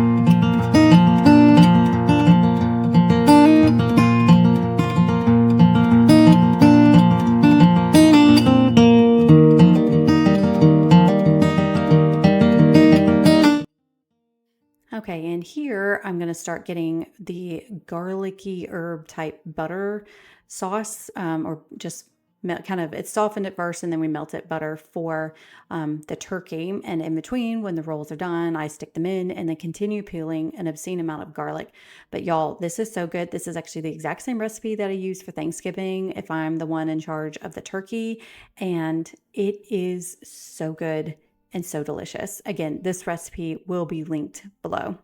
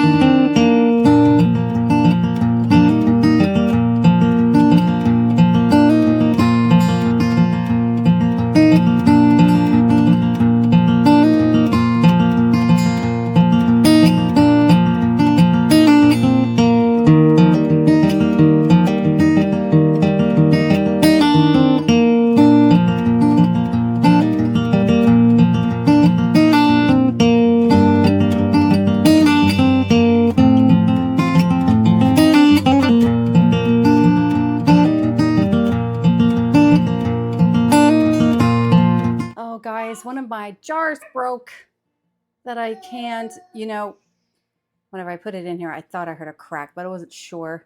But so lost a quart of stock, but at least it's well contained, so easy cleanup. But I lost a jar. All right, y'all, we're doing pretty good. So turkey's in the oven. The 3 loaves of bread are in the oven. My Ezekiel bread, I think I nailed the recipe. So again, I'm not sure if that video will have come out before this one, but look on it on my channel, or I will link it below for y'all. But I think I finally nailed it. I have to wait for it to cool before slicing it to really tell. My rolls are done. We are going to be serving those for supper tonight. I do prefer them hot, so I'm probably just going to stick them back in the oven to warm them up, but at least they're done. Got my 4 chicken stock there. That's got to have time to cool. And we've got the giblets on the, they're just giblets. Giblets? Let me know if you say giblets or giblets. I said giblets, and my husband gave me a look like I was an idiot. I've always said giblets. It's giblets? Oh, pedal your giblets out. Like on Chicken Run. All right, so giblets. Let me know which one you say. It's like niche or niche, tomato. You know what I mean. That is simmering on the stove. I'm not sure. I doubt I'm going to be filming me making the gravy, but I will post the recipe that I use down below. We're going to make in giblet gravy with some of the drippings from the turkey and some of the chicken stock, and it's going to be magnifique. But otherwise, we're doing pretty good. Now I just really have to be cleaning up. And yeah, doing good all the time. Like, go me, I'm doing good. So here we are. All the things are done, except I still have the turkey in the oven. Unfortunately, I didn't get any video because we had company over, but that and the gravy turned out perfectly. All right, so there you go, y'all. If you have made it all the way here, God bless you. I know that was a lot, but I actually really like these type of videos because, especially whenever I'm cleaning or I have my long days in the kitchen, it's kind of nice to have someone there alongside of me, and I'm not having to stop what I'm doing to like find another video for inspiration. So hopefully this was helpful and encouraging to y'all. Let me know in the description box below if you like these type of marathons, big mega mama marathon videos, because I will certainly do other type of marathons in the future if y'all do. But otherwise, be sure to like this video, subscribe to this channel if you're not already. And as always, y'all have a wonderful day, and I will see y'all next week. Bye.